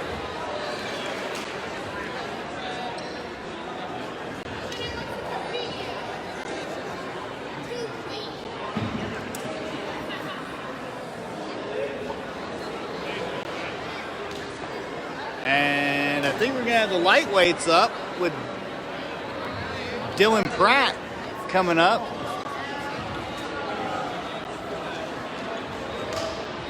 And Dylan Pratt sitting down. So with that, the Dragons win. Yeah. So I think it's this. I think it should be 67-6 should be the score. So the Dragons win. Yeah, it should be 67 to good enough. Good enough. Okay. So up next, I don't think Maysville has any girls wrestling. So up next, we're going to have the Dragons versus Excelsior Springs.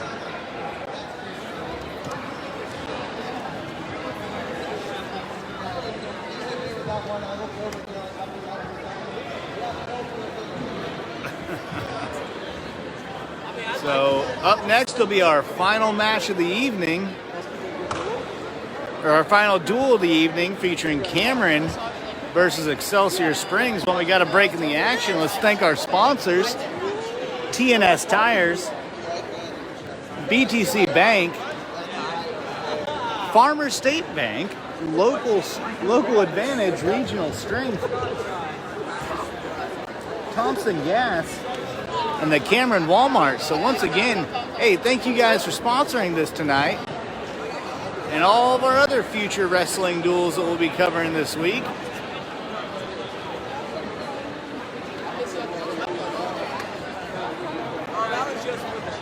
And of course, if you can't get enough wrestling this week, watch out, not this Wednesday, but next Wednesday we'll be releasing our Pins edition of the Cameron Citizen Observer, which will feature articles on the Dragons, the Lady Dragons, and even a couple of Cameron veteran middle school athletes. So we're just waiting to get started here.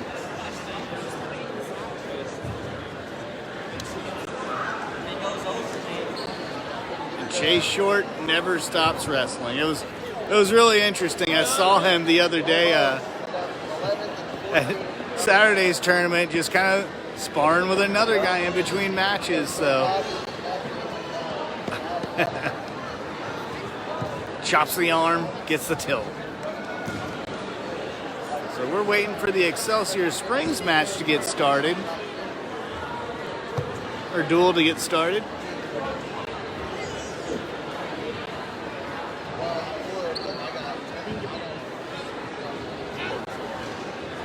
And speaking of Cameron veteran middle school wrestlers, there's Maddie Hedgepeth, who picked up a few wins this weekend at a tournament in polo.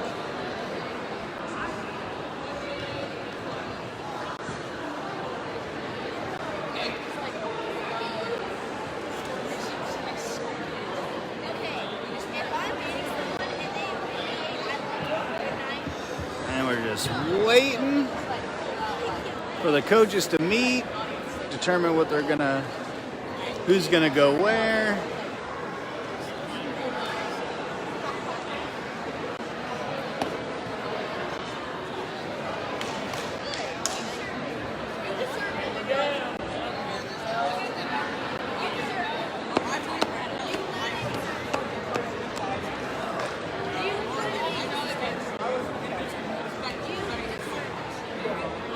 So while we got a break in the action, let's thank our sponsors one more time, and that's Farmer State Bank, Local Advantage, Regional Strength, TNS Tires, the Cameron Walmart,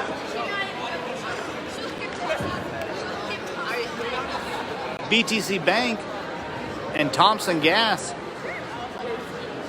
As we are waiting for Cameron and the Cameron Dragons and the Excelsior Springs Tigers to get started.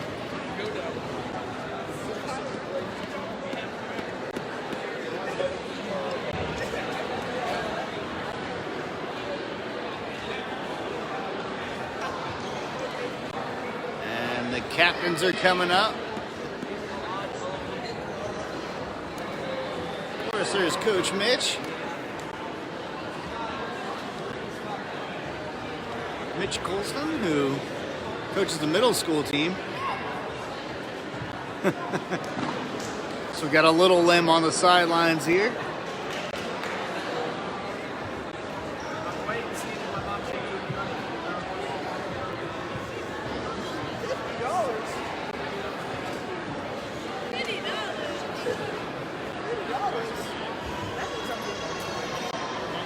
Now this should be a match. See, Excelsior Springs is no slouch when it comes to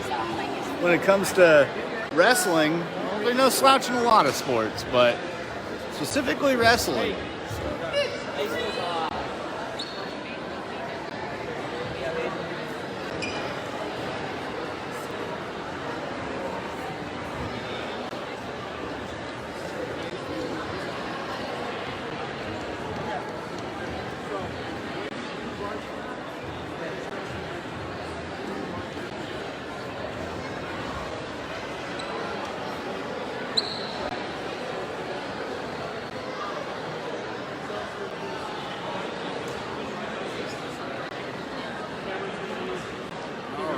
Thanks for sticking with us.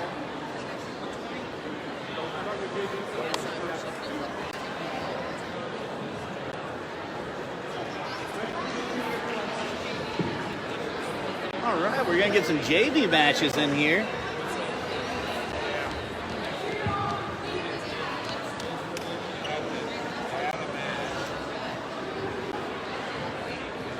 But to get some JV matches in, they gotta make a few adjustments on trackwrestling.com. See, right now, if you're wanting to follow at home as far as the scoring and all that stuff, I highly recommend going to trackwrestling.com. What you want to do is once you go to trackwrestling.com, you want to click on OPC, and then you want to scroll down to the governing body, which would be Missouri. And from there, you should be able to follow this live. So once again, go to trackwrestling.com. You want to click on OPC. You want to click on the governing body, which is Missouri, Missouri State High School Athletic Activities Association. And that's how you follow it live. So if you're interested.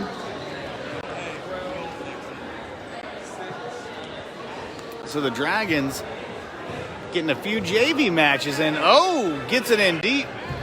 Circles around, gets two. Remember, these are junior varsity matches, so they will not count against the score, win or lose. Lets his man up.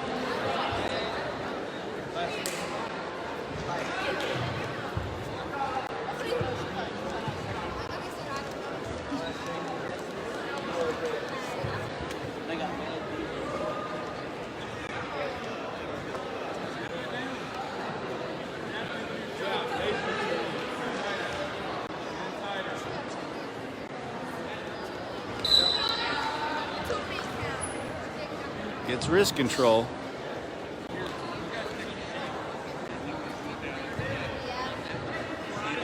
Now he's got it to the elbow.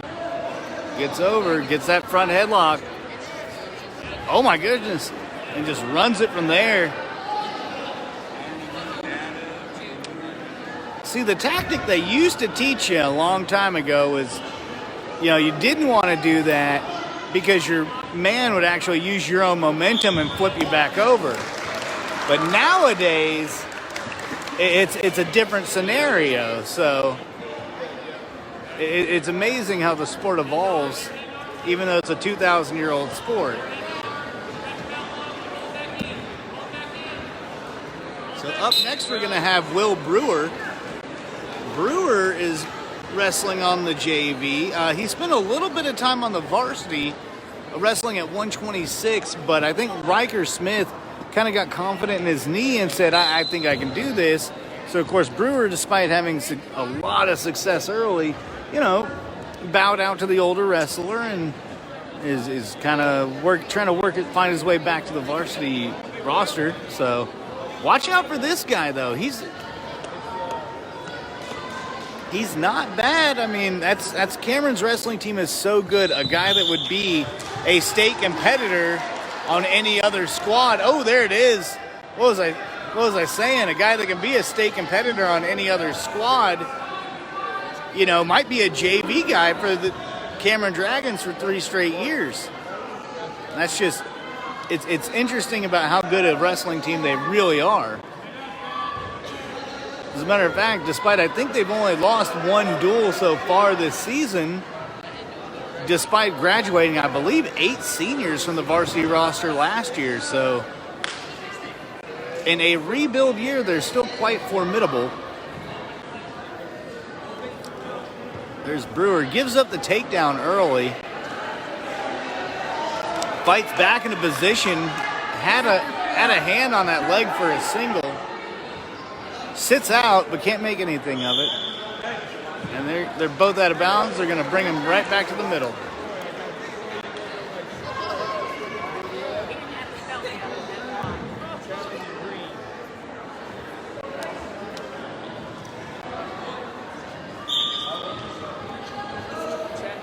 Brewer avoids the chop, stays on his knees.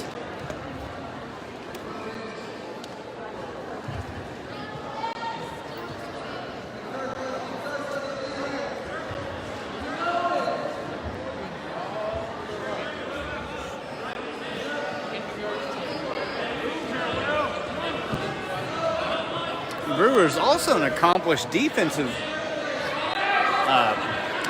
for the soccer team. Oh wow! He just needs to swing his arm over. He just needs to swing his arm. There it is. And he's gonna go. Now he's gonna slip to a reverse half. No, he's gonna run. Yep, there's the reverse half. And now he's got him. He's just got to sit back and kind of ease into things. And there's the pin. Will Brewer. So Brewer steps in for the junior varsity and gets a pin.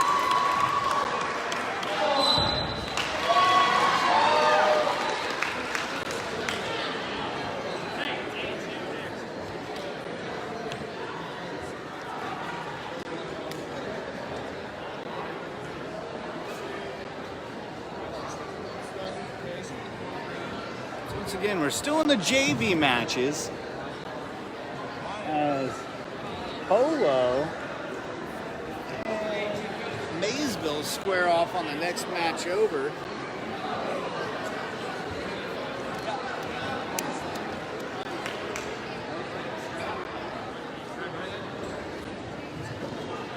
And once again, while we got a break in the action, I'd like to thank you guys for tuning in, as well as our sponsors, Farmer State Bank,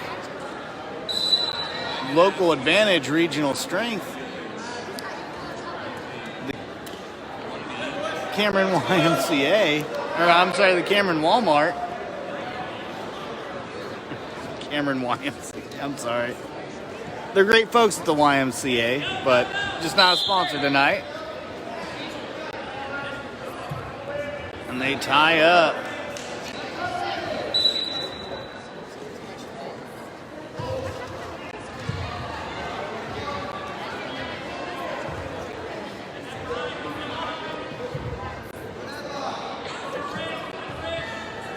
Deep headlock there.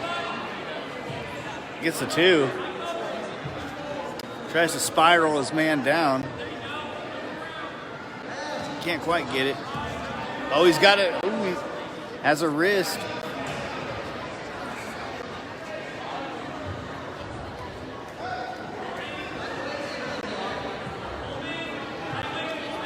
Oh, he's just looking for his man to kind of poke one of those arms out and get a chicken wing or something. He's got one of the wrists.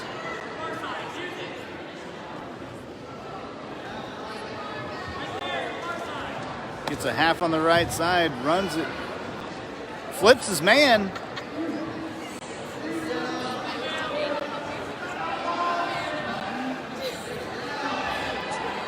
Sits back on it, reverse half now.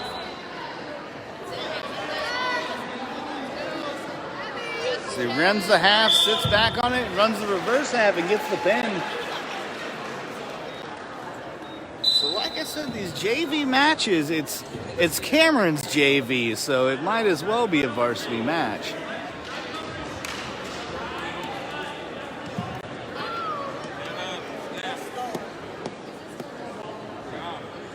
here comes, I believe, Dalton Wheeler.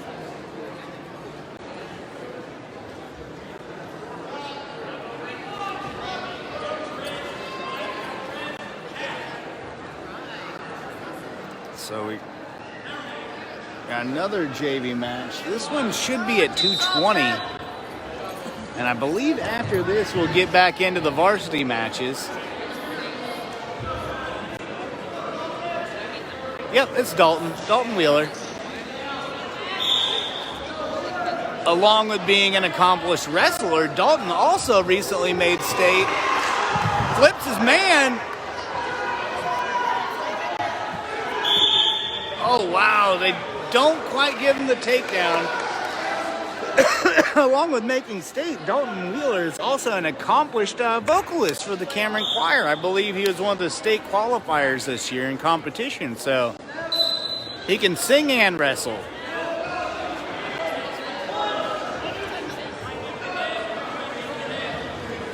Works his way in.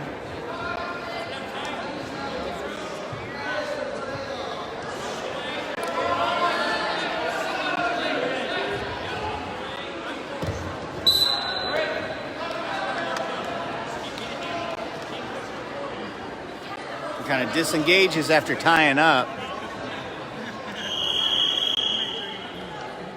I think they're worn and getting a little too.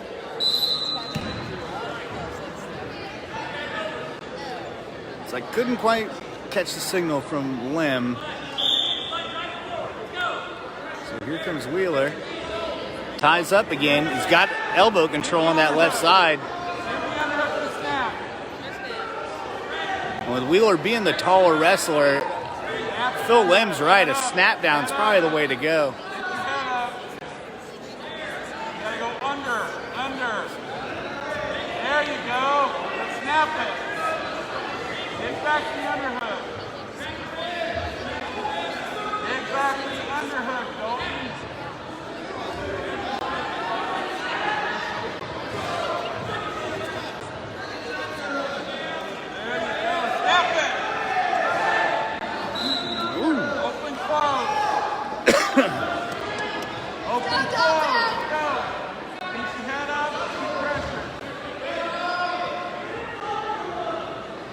And we're just inside of 20 seconds. And now we got 10 seconds left as they're both trying to still fighting for position.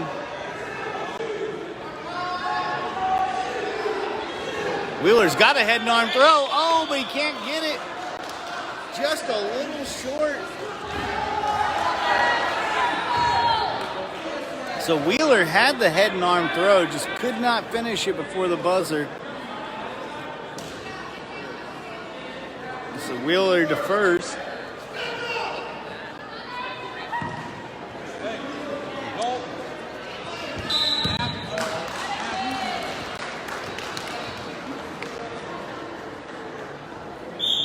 So Excelsior Springs stays in neutral. Of course, the score is 0-0. So instead of taking the down position and going for the escape, both coaches are kind of confident that their wrestlers can score from their feet. Wheeler's got another head and arm throw, but he can't quite torque it. He slips, gives up two, and that's right on the edge, so it's going to count.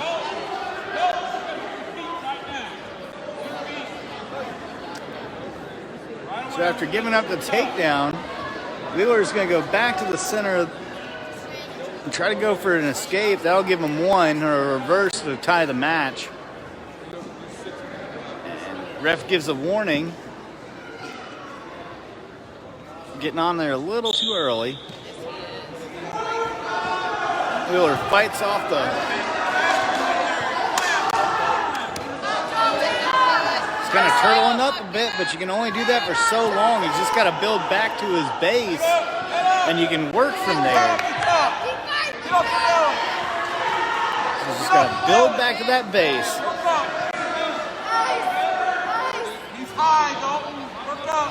And he's got a headhunter if he can catch it. Oh, Wheeler's got it back on the single, but... And Wheeler's going to score a point. So after he breaks his hold, they're going to stop the match. Oh, Wheeler's got him. That's 2. Oh, no, they weren't. He was not in bounds enough. So, that was a locked hands call, but Wheeler's going to remain on bottom. Yeah, Wheeler's going to remain on. Oh, no, they're going to go neutral on the call, so.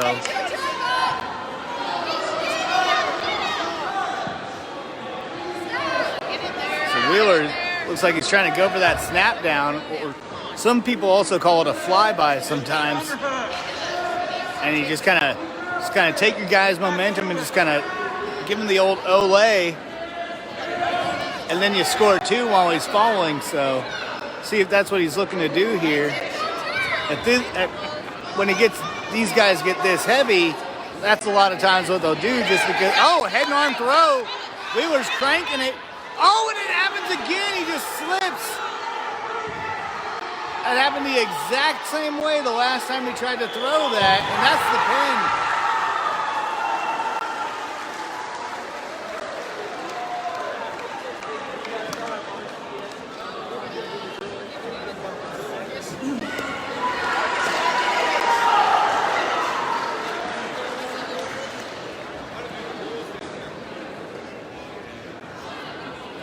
So we got another.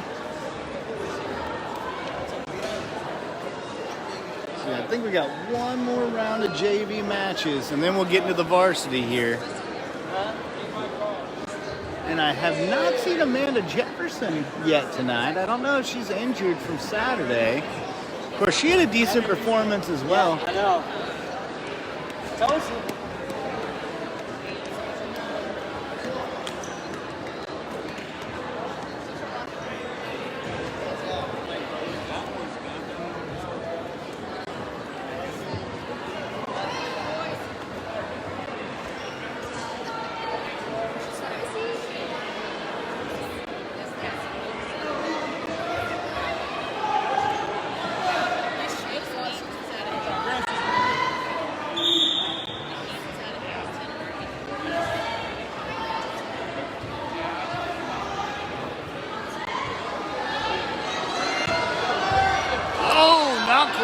Going for the head and arm, but he can't quite make it. And they're going to both go out of bounds. So it's not going to, no score either way. So no score either way, but a very aggressive start to the match.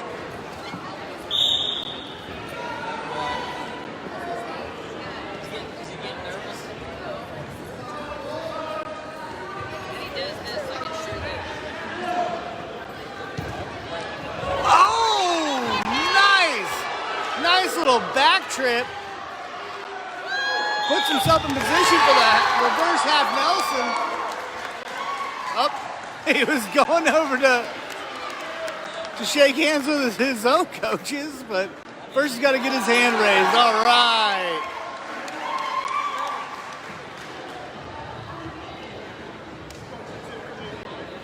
And that's all for the JV matches. So.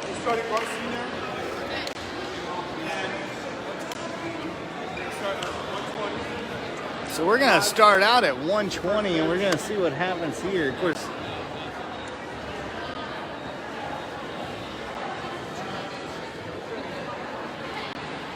I believe the 120 spot is for Caleb Hush. Hush, before wrestling, played football this season for the first time. He's also an accomplished track athlete, as well as before going out for football this year, Hush actually was a cross-country runner. But you could just tell by how much muscle he had put on that wasn't for running cross-country. Of course, he's shed back down a lot of it. So he's back to 120. Of course, he wrestled state, I believe, at 113 last year. Qualified for state his freshman year as a lightweight, circles around, gets the 2, traps the leg. He's got an arm bar right there, but can't hold on to it. Very aggressive He's got a chicken wing now on the right side. Got a deep chicken wing. Same oh, there it is. He's going to run that over, and he's going to take that right knee. He's going to keep it where it's at. Excelsior Springs bridges out, but Hush still, there it is. Now he's going to sit back on it, and that's the pin. So Hush picks up the win on the chicken wing. And up next at 125, we're going to have Tanner Riley, or 126, I'm sorry. We're going to have Tanner Riley, also a multiple-time state qualifier.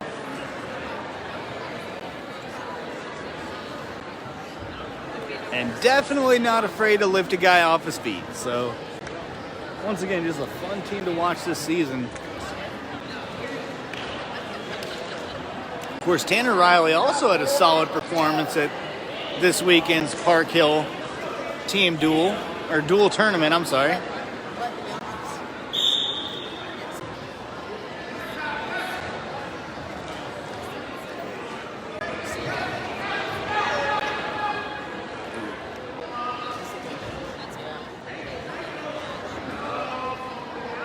Riley's got a deep hook on the left side. Breaks his man down, keeps the hook. Now he's looking to flatten him out and circle around. And Excelsior at this point is just trying to get out of bounds, just get out of this dangerous situation. And they're out of bounds, so they're going to move it back to the middle.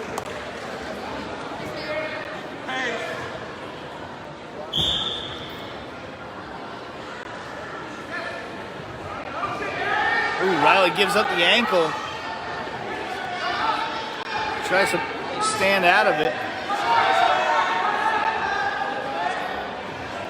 Sprawls out.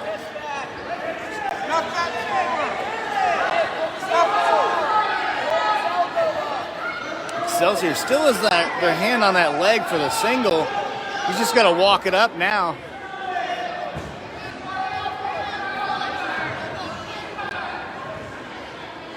Riley's actually preventing the leverage by holding onto his own ankle. So the ref sees the stalemate, moves them both back to the middle of the ring. No, the mat, I'm sorry. Riley looking a little bit more aggressive this time around. Now he'll shoot, and he'll take it to a high crotch. Oh. Got that old... So he might be trying to do a fly... Nope. Sorry, I thought he was going to try to do a flyby with that.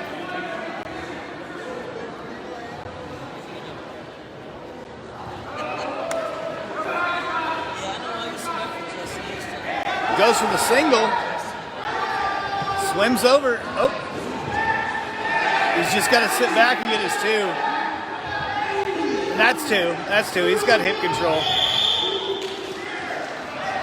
Oh, they're not going to give it to him. So they're not going to give him the takedown.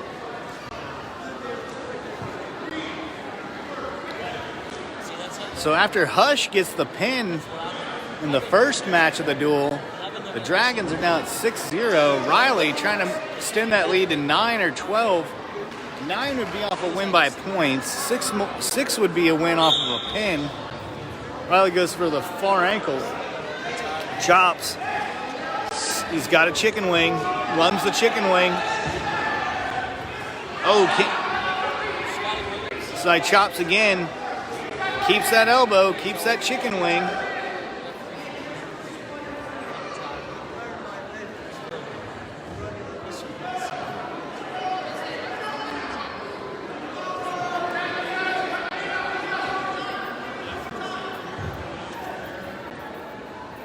Lets it go.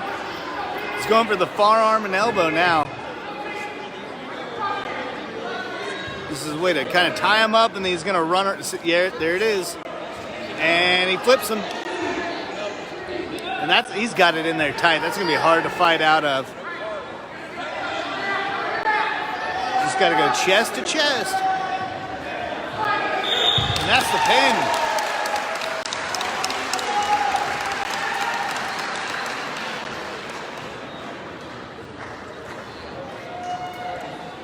So with that, Cameron will take an 18-0 lead on a very, very strong Excelsior Springs team. Coming up next at 1:32, we're going to have Chase Short. So while we got a break in the action, let's thank our sponsors. Oh, here we go. So 1:32, here comes Chase Short once again. No, this isn't Chase Short. I'm sorry.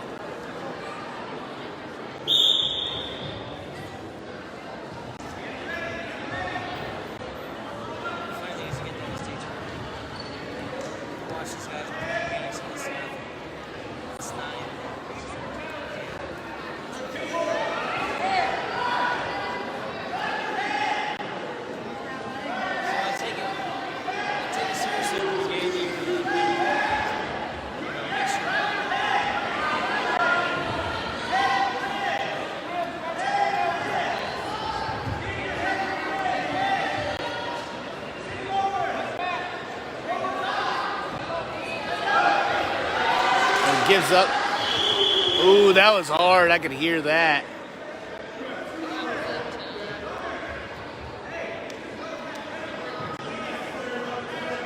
Yeah, he chopped him in the cheeks there pretty good. So he's gonna get 3 on that one.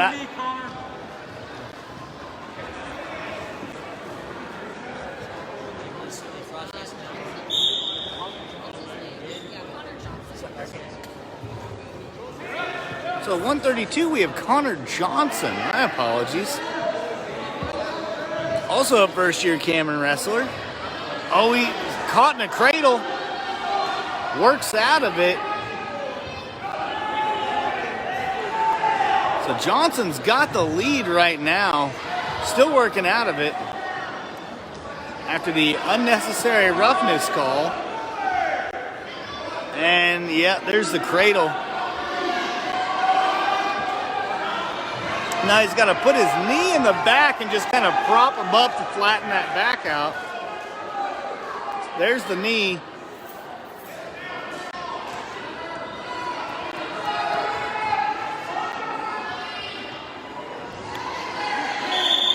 There it is. So the Dragons were leading 12-0. Now it's 12-6.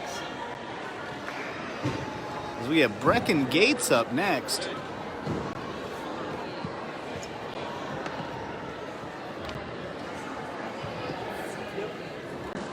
Gates, a multiple-time state qualifier, is going to come out.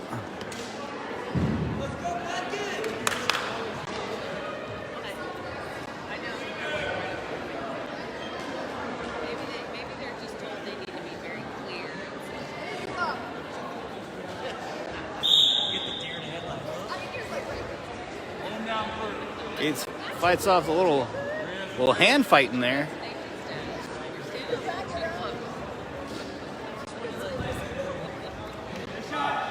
Well, we had a single there for a second, a real low single. And they're both out of bounds, so they're going to move him back to the center.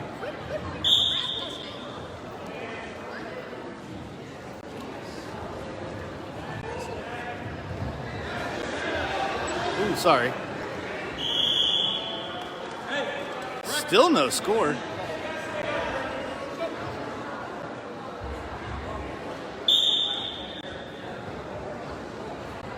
Heavy hands by Excelsior Springs there. Gets him in that front headlock. Now they take 2. Looks like he threw a flyby there.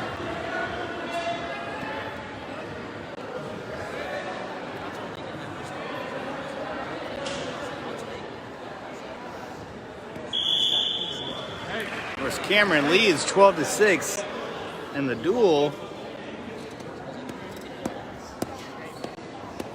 But after giving out the takedown, the Dragons trail 2-0 in this match. So Gates goes for the sit out, can't quite make it. Has that arm, he can do something with it. Coaches say do something with it. It gets out. That's That's an escape. So Gates narrows the lead to 1 with the escape.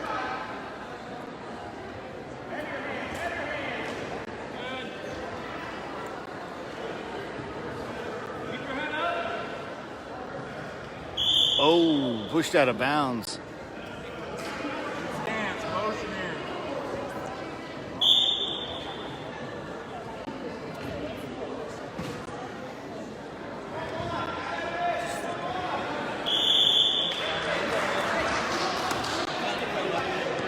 That's what I was doing. On the big guys, I'll put my hands on them so they get too close, and I'll be like, stay back. What that was And I'll about. just pull this way. They tie up again. My foot's always in the center. Gates goes for the low single, can't quite get to it.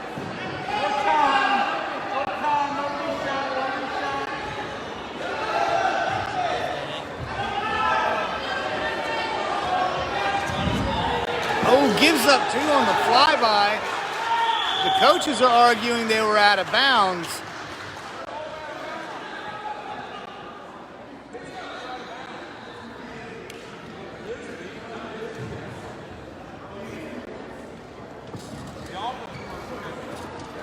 So after giving up the takedown, Gates now trails 4-1.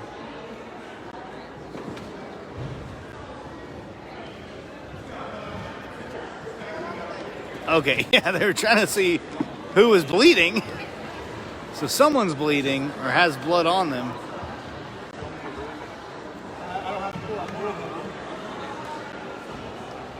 So trying to clean up the blood here while we got a break in the action. Let's thank our sponsors, Farmer State Bank, Local Advantage Regional Strength, the Cameron Walmart, TNS Tires, Thompson Gas, and BTC Bank. So once again, thank you guys for sponsoring this tonight and helping us bring this to potentially thousands across Northwest Missouri. So the blood is cleaned up, and they're about to get back to the action here. As Brecken Gates looks to make up a 3-point disadvantage so far. Those points made off of 2 takedowns. Gates got this. Oh, goes for the sit out and gets caught. Still trying to work. He's got a hold of that leg, but I don't think that's enough leverage to finish the move. And Excelsior's just got to hold onto that hip and then swim over if he can with his right arm. But Gates fights it off.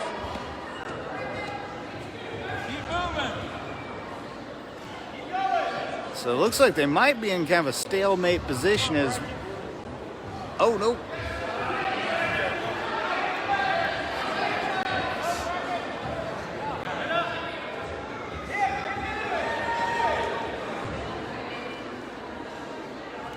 There we go.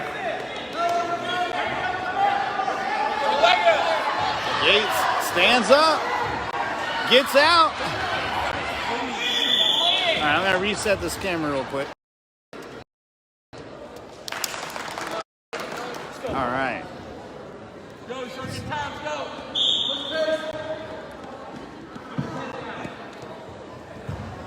Gates goes for the double, can't quite get to it.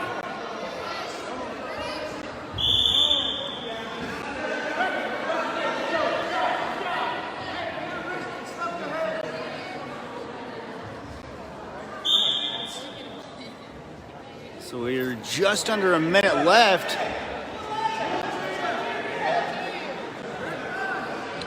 In the first period. Gates, he's just got to reach over with his right hand.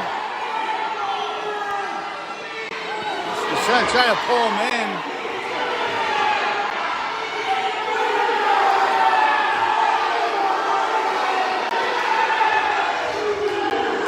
Now he gets the 2. Smart wrestling by Brecken Gates. He was just waiting for that guy to kind of recoil a bit and get some momentum. So with the takedown, Gates pulls within a point after giving up two takedowns earlier in the first period. So Gates now is just a point away from tying this thing up.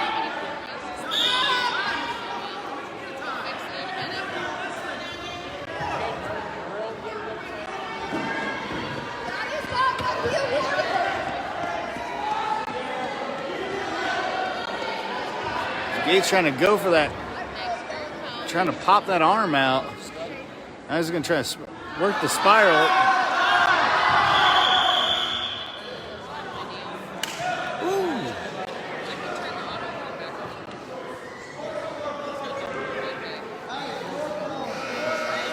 So the coaches are saying it's 4-4.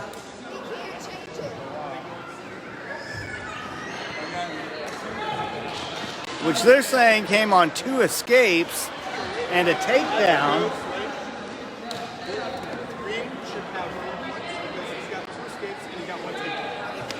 Yes, now they've changed it. So with the scoreboard change, the score is now tied 4-4 with 2 minutes with the third period left.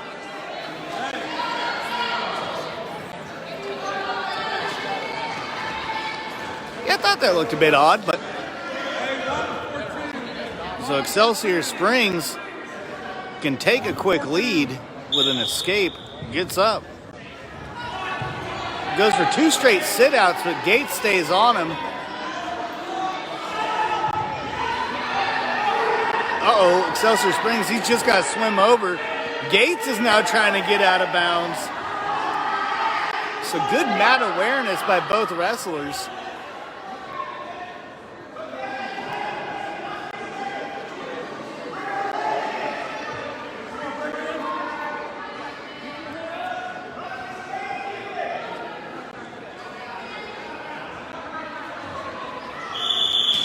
They're going to call it stalemate. So they're both going to move back to the center of the mat. No scores. Score is still 4-4. Hey, I got it.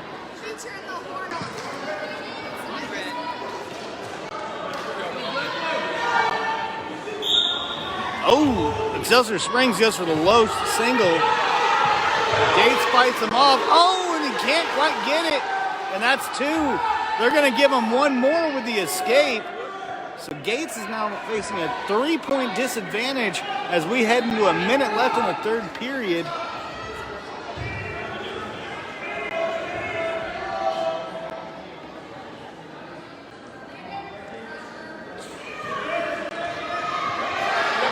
So he would need an escape.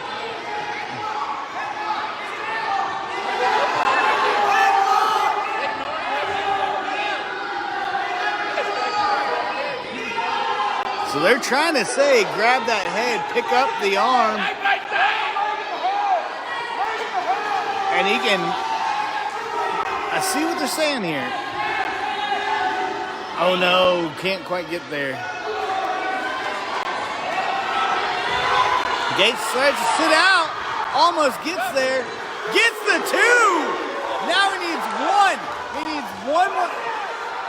Lim says, give him a cut, give up the point.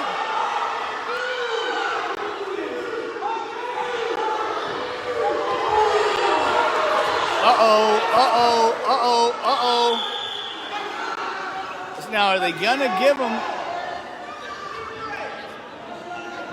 Now, Cameron is arguing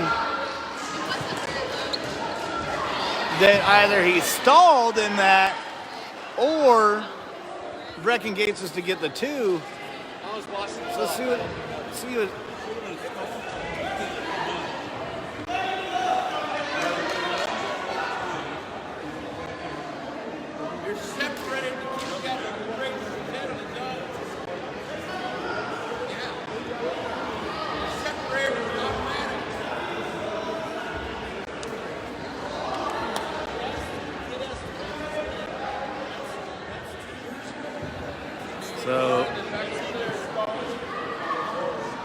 So Lem is arguing there was a stalling call, which should award Gates at least 1 point. Yeah, he just stayed on the mat. At as Gates was trying to let him up, but hey, it is what it is.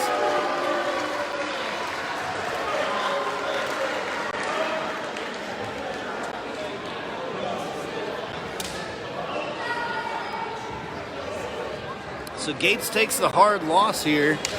And if you've been tuning in, here comes Chase Short again. He's about to come up next.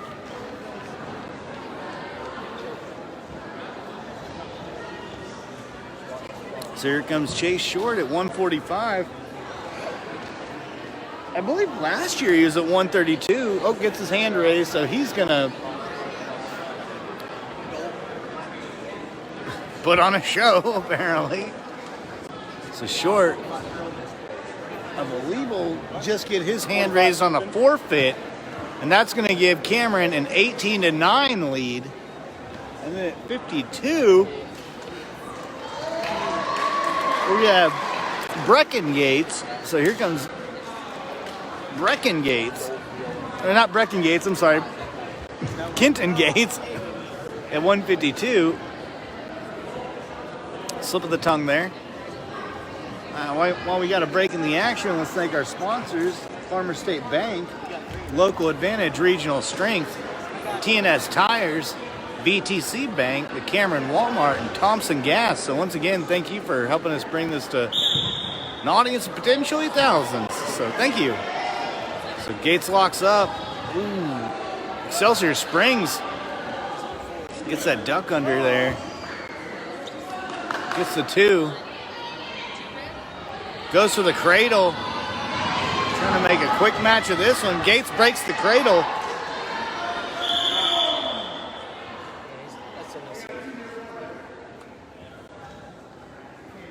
Yeah. Put that forearm right into the back of his head. That's not the first call like that for Excelsior Springs, but hey, that just might be the way the team wrestles. I mean, so Gates gives up the takedown, gets an escape, gives up another takedown as he trails 4-1 early in the first period. And that's going to be 7-1 on the back point. Slips the half, steps over, and he's got that one pretty deep. So there's another 3 near fall, and that makes it 7-1. As Excelsior Springs Tigers trail 18-9. Works the power half.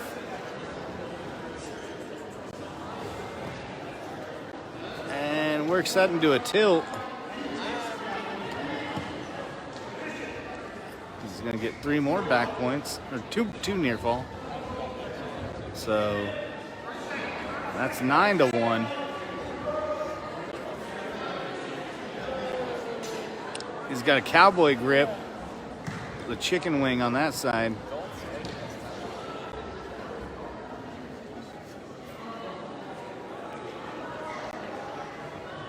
Works a tilt the other way.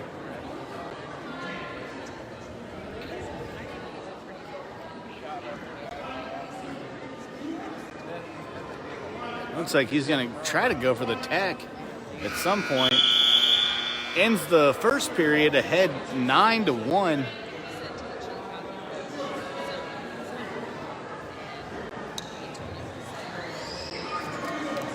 Kenton Gates down 11-1 says, let's go neutral. Let's trying to make something happen.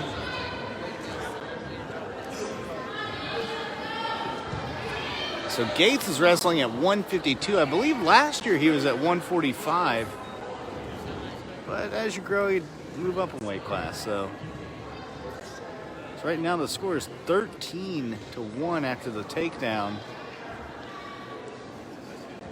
15 or 16 points would be a tech fall.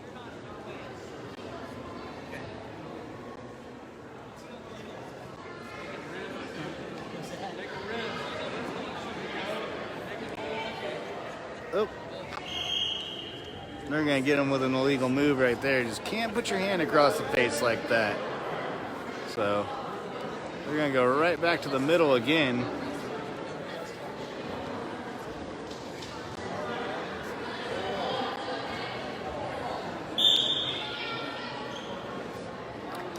Gates sits out. Ooh, gets caught. Hand on my mouth. That's hand on my mouth. Runs the power. And that ought to do it. Oh. Yeah, see, now he's got a reverse half, and that ought to do it. As we get just inside 1 minute in the third period. And that's 16-2. I think he needs one more point for the Tech. And there it is.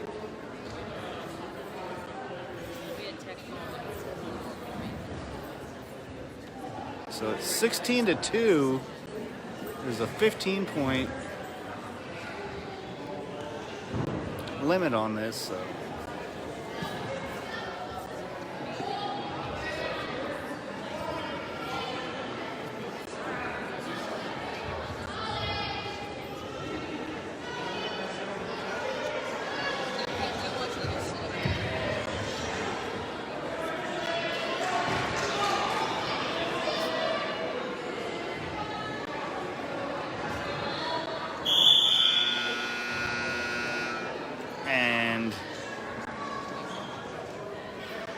Excelsior Springs with a Tech fall is looking to get back into this in a pretty significant way.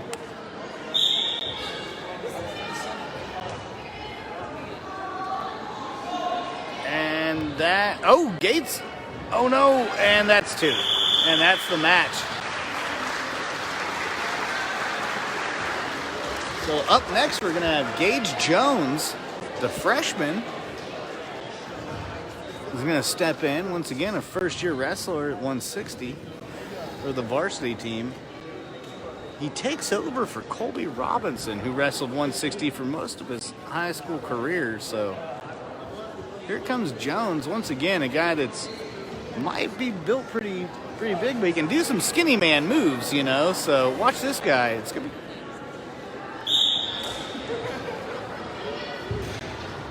Jones goes for the double. Can't quite get there. Oh, they're going at it. Jones avoids being, He's grasping. Hey, just slow him down, Gage. Slow him down. Comes after you take an outside shot. So no points scored in the exchange as Cameron leads 18-14.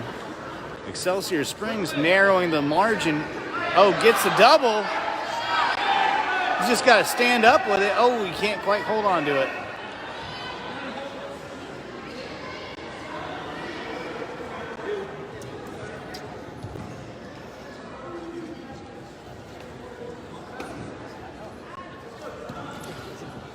Gates goes for the single, gets caught in that front headlock. And he's going to try to, or not Gates, but I'm sorry, Jones. He's going to flatten him out because he's got him deep. Oh, Jones keeps trying to force the issue, pushes them both out before he can get circled. Hey, pass the elbow, outside shot.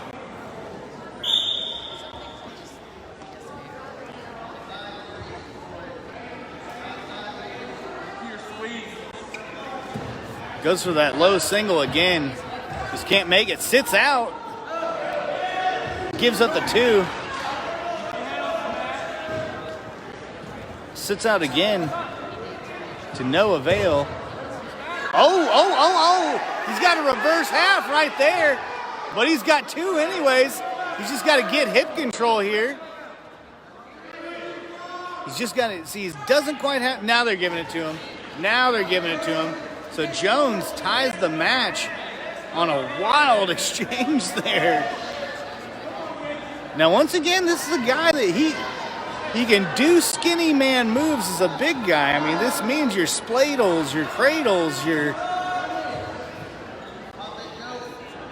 your banana splits. So, I mean, just watch this guy. And at the end of the first, the score is tied 2-2. Of course, the Dragons lead the duel 18-14.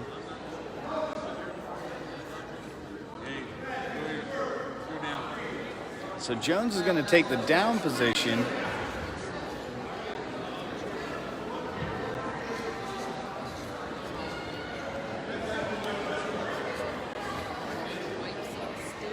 Oh, and I think we got some blood, so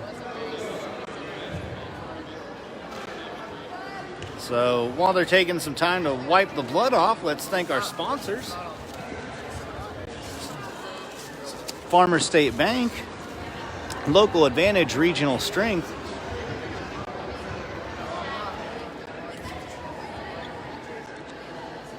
where's Thompson Gas, BTC Bank, the Cameron Walmart, and TNS Tires. So once again, thank you guys for making all this possible. As the Dragons lead 18-14, they have taken both their matches so far tonight with victories over Maysville and Polo. I think everyone kind of anticipated this Excelsior Springs duel is going to be pretty tough for the Dragons. And Jones sits out, turns around, and he's just got to get hip control, and he's got two. He's got to get out of that. There. Runs the power half, holds on, gets the pin. What in the world just happened? Gage Jones. Look at that. Quite impressive for a freshman. Look at that. That is pretty amazing stuff right there.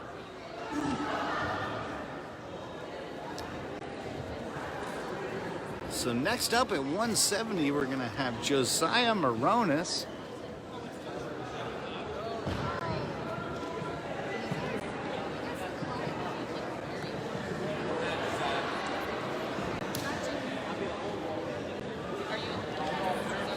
And here he comes. And that's a forfeit. So Josiah Moronis picks up a victory.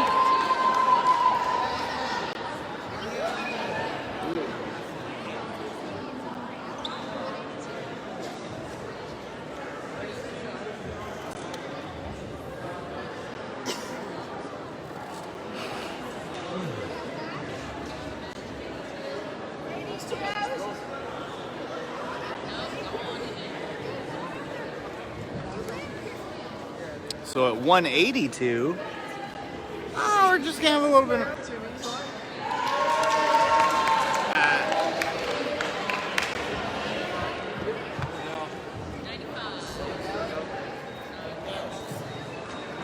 Oh, okie dokie. That's strange.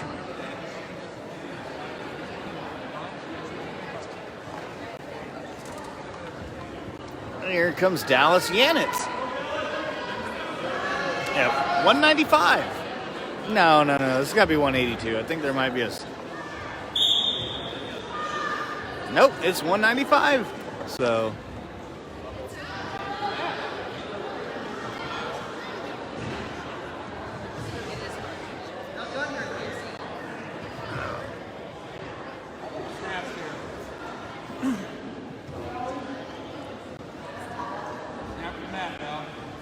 Dallas Yannick, after the loss earlier tonight, we're going to pick up a win.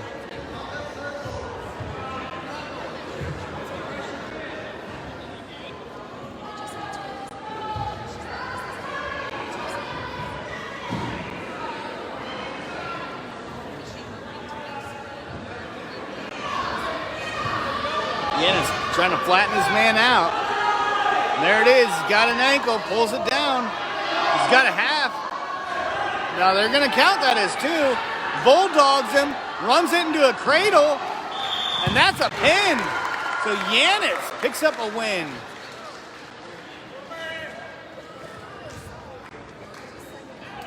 And here comes Paul Vienna, who wrestled 195 the last time around. That's why it was so strange seeing that. And this time around, he's going to come out and wrestle 220.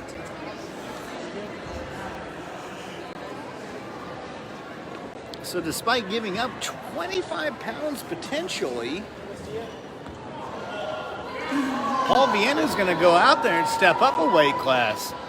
The Dragons lead 42-14 in this duel. So there's not much the Excelsior Springs can do from here. So there's Paul Vienna tying up, saying, I'm going to step up 25 pounds. Goodness gracious.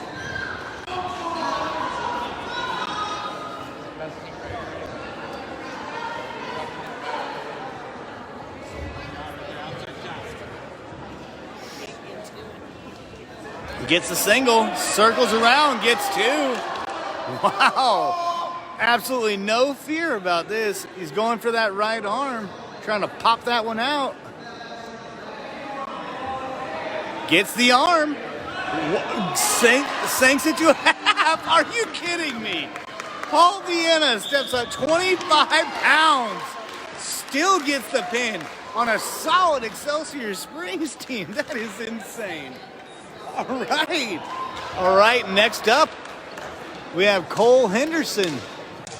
Once again, Henderson, after just trying to get on that varsity roster for the last 3 years, finally cracks in, and he's going to walk away with the victory on the forfeit. All right, next up, I think this is our final match of the night as far as the boys go. It is Dylan Pratt, a.k.a. Dylan Bubba Pratt. He's a freshman.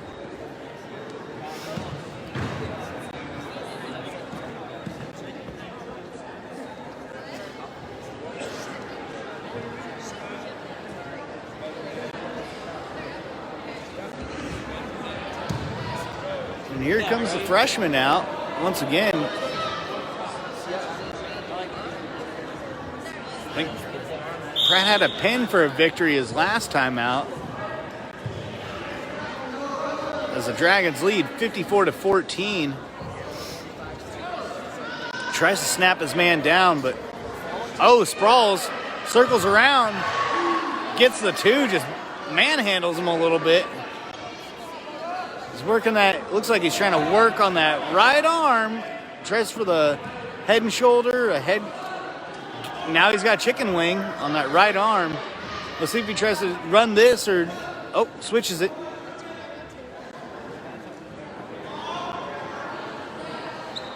Gets a cradle.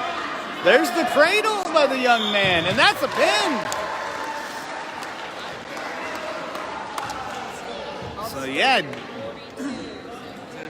Dylan Pratt, and that's it.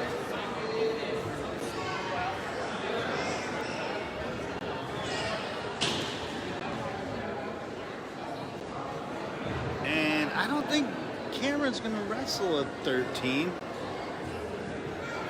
So that's going to put the Dragons up 60-20. Open. Yep. And that's going to be a forfeit victory for Excelsior.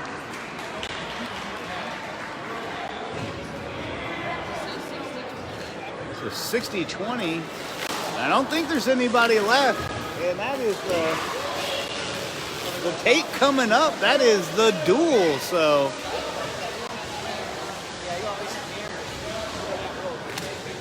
Yeah, baby. Girls. oh, nope, we got some girls coming out. So we're not done yet. So we got the Lady Dragons coming up. And if you hear a bunch of tape, no.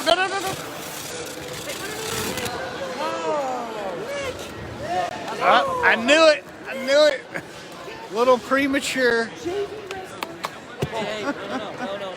Just a little. Leave that.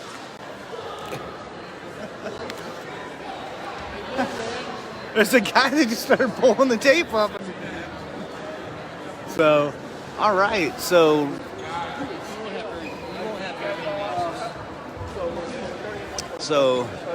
here comes Skye Mallon. First year with the varsity team. Definitely making an impact so far, along with her victory tonight. She had a few victories last Friday night in the Park Hill Scramble.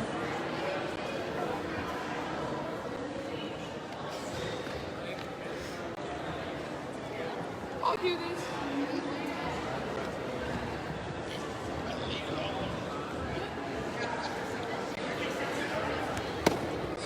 Skye Malin up, followed by Ashley Yamat. And then I think they got a bunch of opens until Justice Brewer. And then there's Autumn. I can't remember Autumn's last name at this moment. And then there's going to be Holly Hedgepeth. And then Manley. And it should be the girls' team.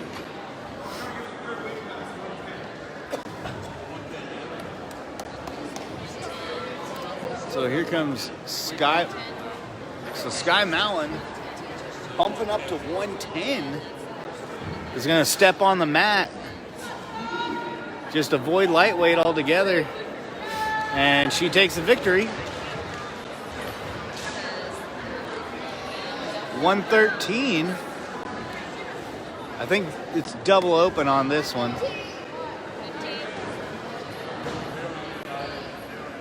So double open on 115.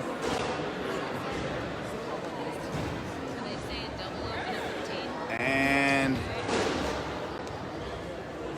let's see, we have at 120.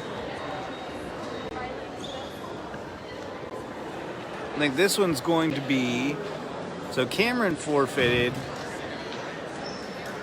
Or no, Cameron won by forfeit. It was a double open. This one's going to go to Excelsior. Yep.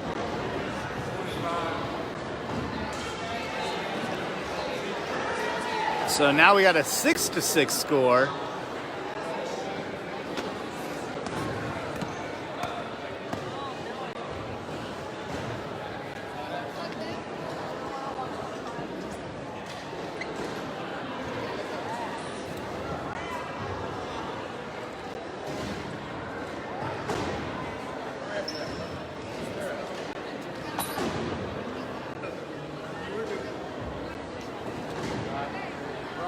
All right, well, we got a break in the action. Let's thank our sponsors: Farmer State Bank, Local Advantage Regional Strength, BTC Bank, the Cameron Walmart, Thompson Gas, and TNS Tires. So once again, thank you guys for sponsoring this.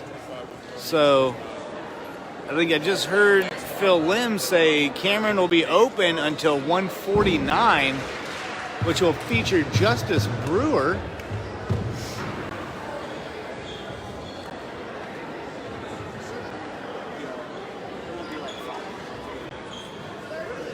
Because they started the competition off at 110, which Skye Malin stepped up to. Of course, she'd been wrestling 110. I think she wrestled 115 earlier, so definitely different. So we're still waiting on our next match here.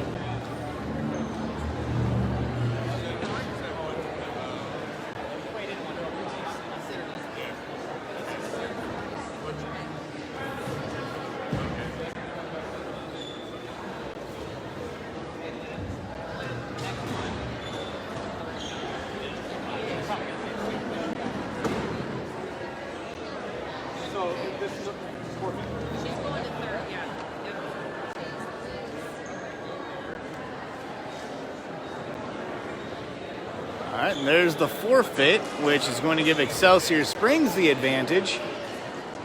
So we're still waiting. So we got 2 forfeits each.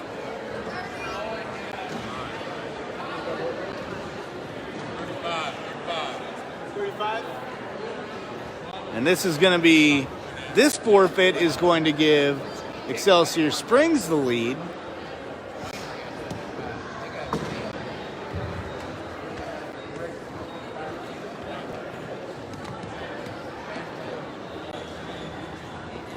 $18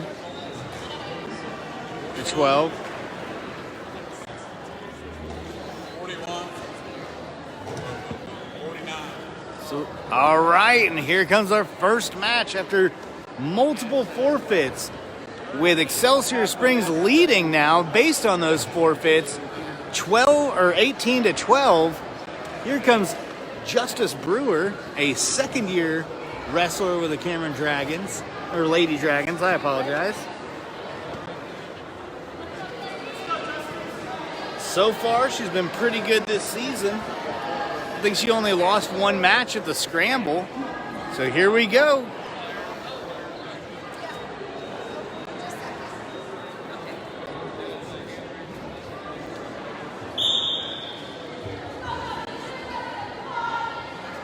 Brewer goes for the bear hug, avoids the head and arm throw, back, oh, and slips the half right then and there. Goodness gracious. Brewer picks up the victory. 17 seconds, goodness gracious. Ducked the head and arm throw, turned it into a back trip, and then slipped the half on the way down. Oh my goodness, that is quite an athletic feat. Of course, Brewer was also a varsity member of the tennis team, and she also ran hurdles last year for the track team. So up next we got Claire Kissire. Oh, they're gonna switch Autumn out there. So Autumn Dotson. So Dotson's gonna come out and get her hand raised. She's a first-year Cameron Dragon wrestler who, she's learning a lot. And here comes Claire Kissire. It's finally getting a match out on here as the Dragons now take the lead on forfeits and Justice Brewer's stunning defeat, 17 seconds. Goodness gracious. So here comes Claire Kissire.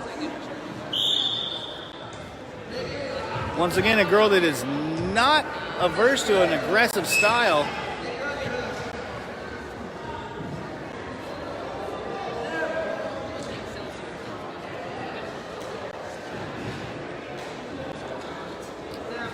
Inside, Claire. Inside.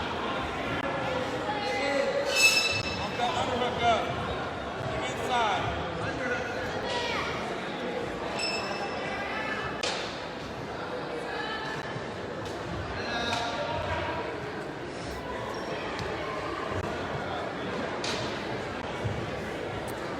Sorry, looking a whoa, bit of flail in there.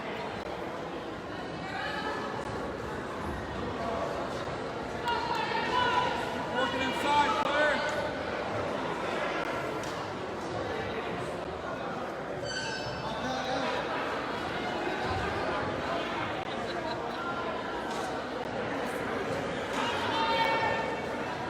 Claire looks like she's trying to work a snap down where they just put a lot of pressure on that head and wait for them to pop up and then they go for the shot.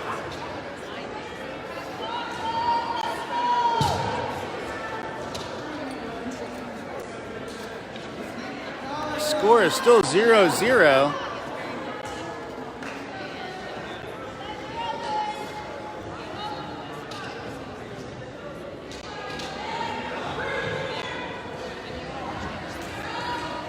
So with 20 seconds left, Claire looks like she was trying to go for the head and arm throw.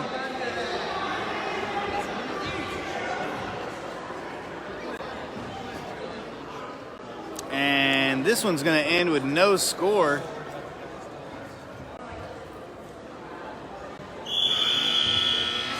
So we'll head into the second period, 0-0.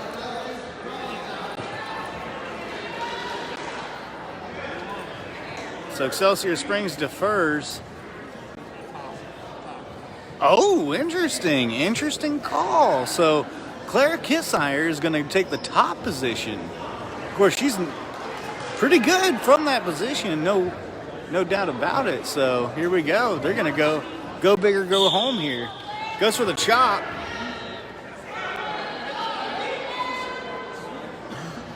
Just trying to get her. Claire just trying to work her opponent off her base. So she's going to go for that far ankle right there. Oh, she's got her hand on a hand.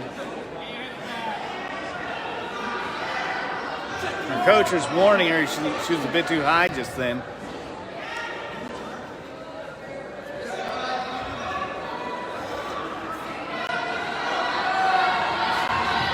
So, oh, just before Excelsior Springs can score on the escape, Kissire shuts it down.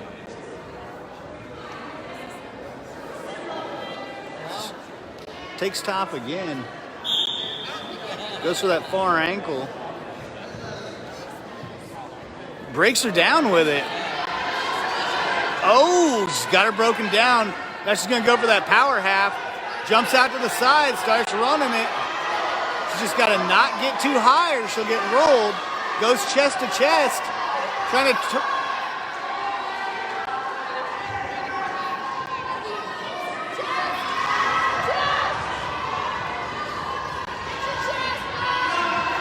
She's just got to kind of settle in there a little bit and then rock it back and maybe get a better grip.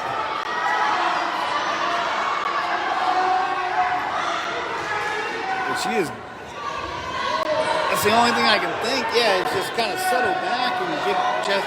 And there it is. That is.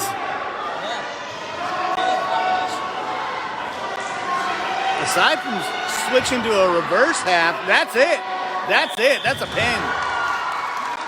So that gives the Lady Dragons a 30-18 lead. As Holly Hedgepath will step in. Hedgepath, a two-time state qualifier, a silver medalist at the 2020 state tournament. And I don't know if Manly's going to step out. So here comes Holly Hedgepath. I think this is just going to be a forfeit. So Hedgepath takes a forfeit. And here comes Here comes Madison Manley out, and she's just going to get her hand raised. And let's see if Ashley Amat is going to get a match in. I do not think so. Everyone's standing up. So, and Yamat's going to take the forfeit too, and that's going to be the last match of the night. So that's it, folks.